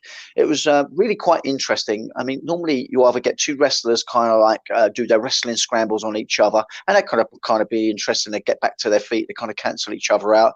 Or you could have two well-versed jiu-jitsu practitioners that will have an exchange. Normally ends with a leg lock attempt and one pulls out and they stand back up. But in this case, it was a little mix of the both. You had some potential for some jiu-jitsu there from Serrano trying to take the backs of Maximoff off of his wrestling. And then you did have a little bit of typical clean wrestling scrambles as well. But I found that really quite interesting, because as Maximoff was trying to do the takedown, he was stuffed with his head down to the side, allowing Serrano, a lot of grapplers and wrestlers will understand what I'm saying here, he was sat up, so he was keeping his back off the ground and threatening to crutch lift back up onto the top position. But fatigue began to set in, which is why I think the judges gave it to Maximoff, because fatigue set in on Serrano and he ended up on his back more and more as the fight sort of progressed. Although out of the two, to me, it was Serrano who was looking more potentially dangerous, particularly as he hurt Maximoff, made him quite blooded in, I think it was the second round, he made him quite blooded and made him look quite vulnerable at times. But yeah, Maximoff kept on pushing for those takedowns, kind of smothered the result away from Serrano. So, but like I say, it was another one of those ones that were very, very hard to score. I wouldn't want to be on the panel trying to score that one. I really wouldn't have, and I wouldn't have been surprised if the result had been going the other way. I don't think there would have been much kick up about it either or way. Both great fighters, both great performances, not faultless by any stretch. I think they've got a little ways to go, to really push any higher than they're getting right now. I know Maximoff's boasting an 8-0, 9-0 record now, but I'd still think there's a little bit of seasoning that needs to be done in his style if he wants to push to challenge people higher ranked than himself. Fair shot, mate. I think that is. And then the main event was Sean Strickland, ranked number 7, defeated Jack Hermanson, ranked number 6, via a split decision. Do you enjoy this one, mate? What a fight. I did enjoy it. It wasn't the way I thought it was going to be. I thought Hermanson was going to push for the takedown a whole lot more than he did. But on the flip side of that, I thought Sean Strickland was going to strike and be more in Hermanson's face more than he did. It was kind of a strange fight. It's almost like Hermanson, once he attempted a couple of takedowns, was going to accept that most of this fight was going to be on the feet, and did a very, very good job against Strickland. I think from what you've seen Strickland do previously, he seems to boast a very, very incredible cardio and work ethic. And just keep pushing forward. We didn't really see that. He was really trying to pick his shots. Now, maybe it's because it was over 5 rounds. I'm not too sure. But Strickland even said, he goes, I was a bit of a pussy in there. I don't know. Yeah, I don't know what was going on, whether something had happened or he just wasn't happy with himself. And I don't really know. We kind of have to see if anything comes out on interviews. I haven't sort of caught up on those. But Strickland wasn't behaving in those early rounds as he typically would or would expect from him. In fact, I think the only real Sean Strickland that we saw was really in that final round when he really started to go for it. Jack Hermansson really impressed me, although it never went in his favour, the decision. He kind of was getting picked apart systematically by the jab of Sean Strickland. He was doing a great job of mixing up his punches and kicks. I just felt like his entry into the takedown when it was failing, I think it was failing because he was hitting mid-level shoots. He wasn't dropping levels on him. I would have liked to have seen him actually shoot a deep low double, a deep low single pickup into a crutch and try and attack Sean Strickland from that perspective and actually chain his wrestling up the body.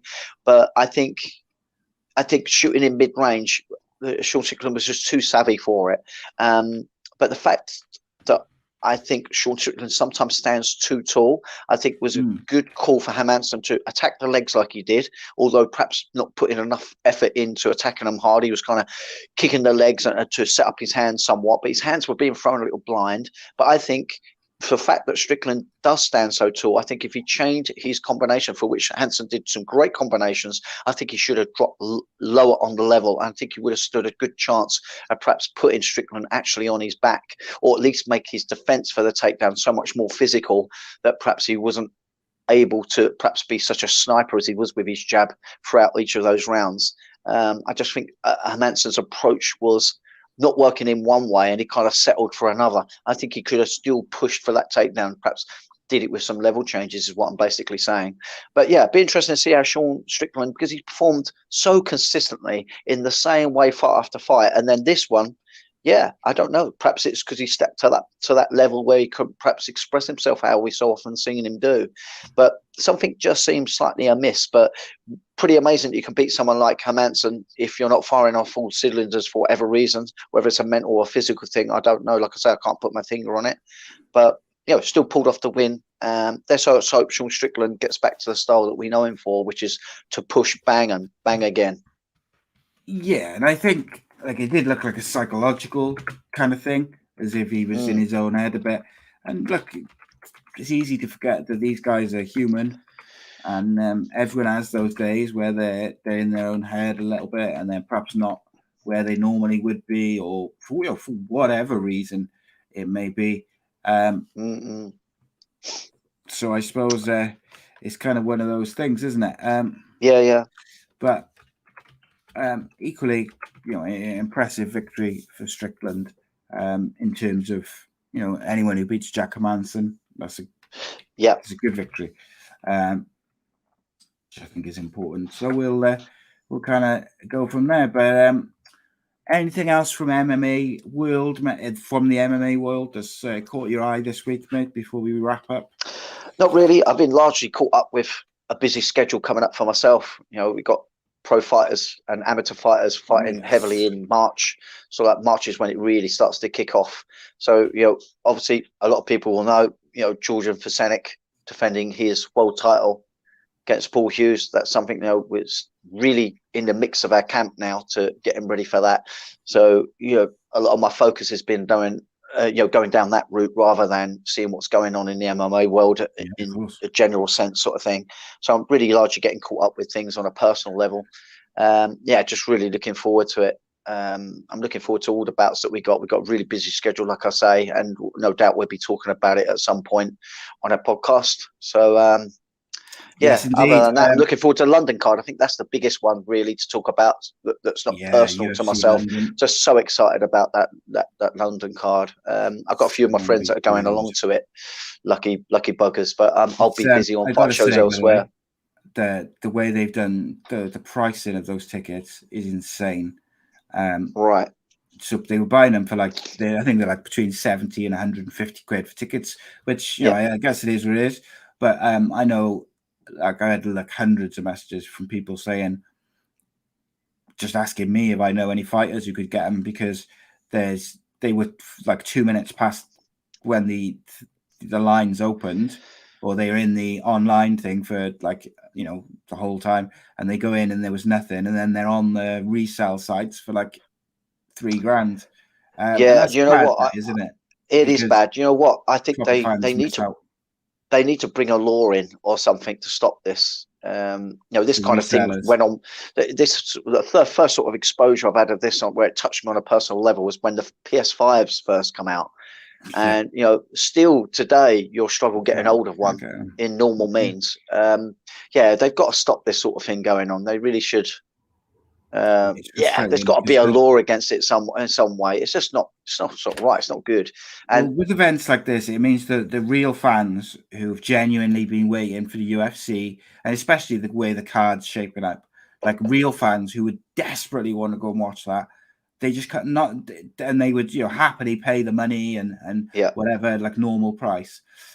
If they want to go, they've got to pay like thousands of pounds, and it's just I think it will go toward, or what would stop that, I would think, is to use the technology and actually have a ticket electronically tagged to your phone or electronic device of your choice, where it gets personalized for you. That way it can't be put up on a resale. But the only way I think you can exchange it is you go back to the original vendor. And yes, say, I can't make exactly. it, and then they put it up for resale that way. Exactly. They do that I imagine. And that's the frustrating thing. Right. Okay. So we got my in-laws at Stereophonics tickets in the Millennium Stadium for Christmas.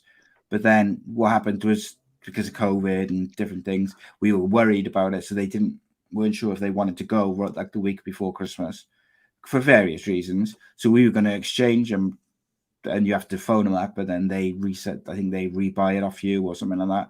Right. In certain circumstances.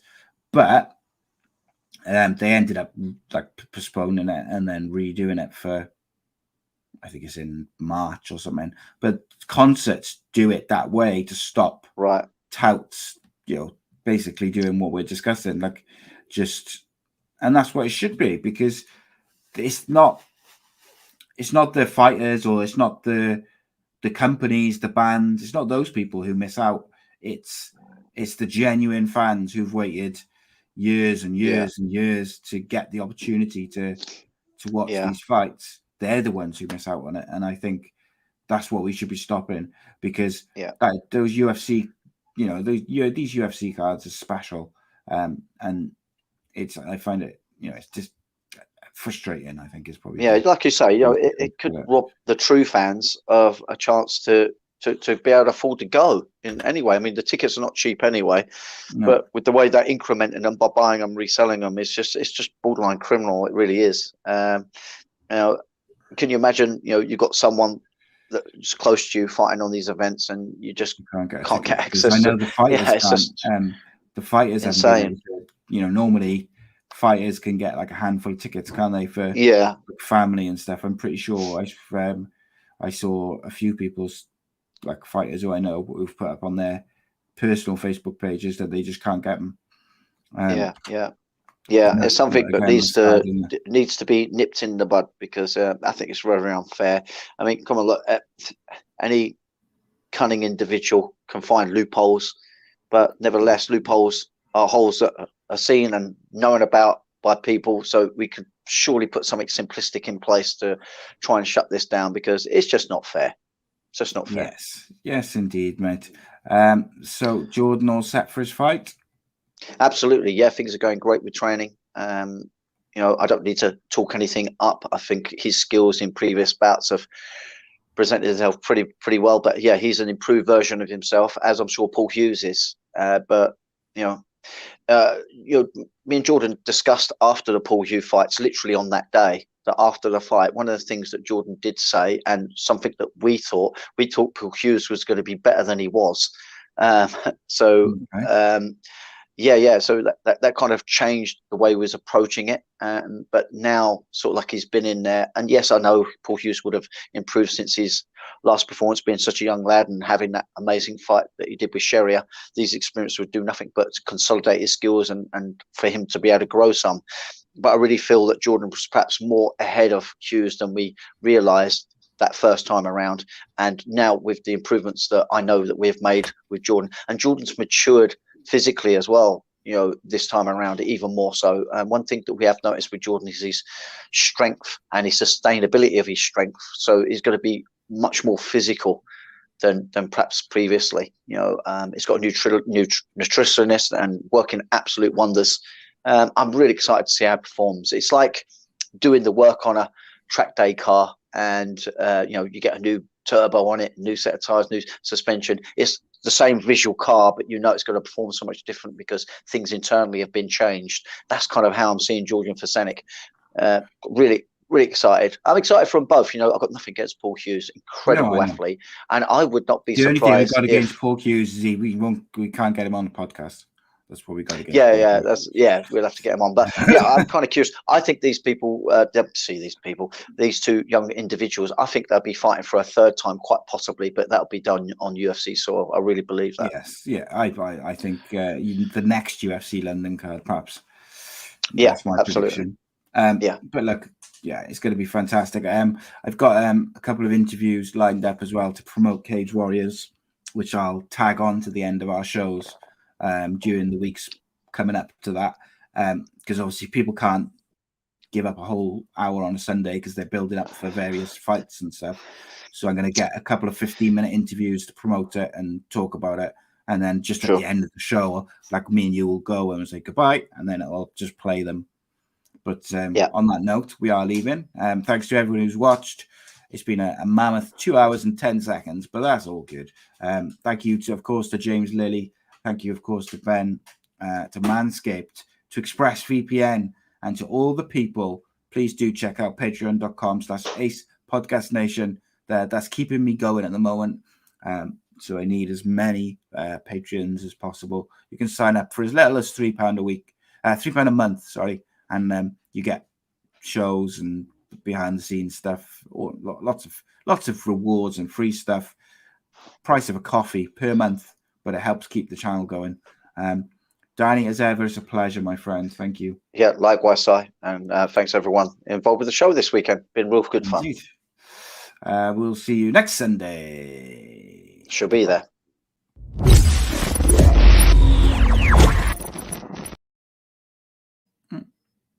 He says it.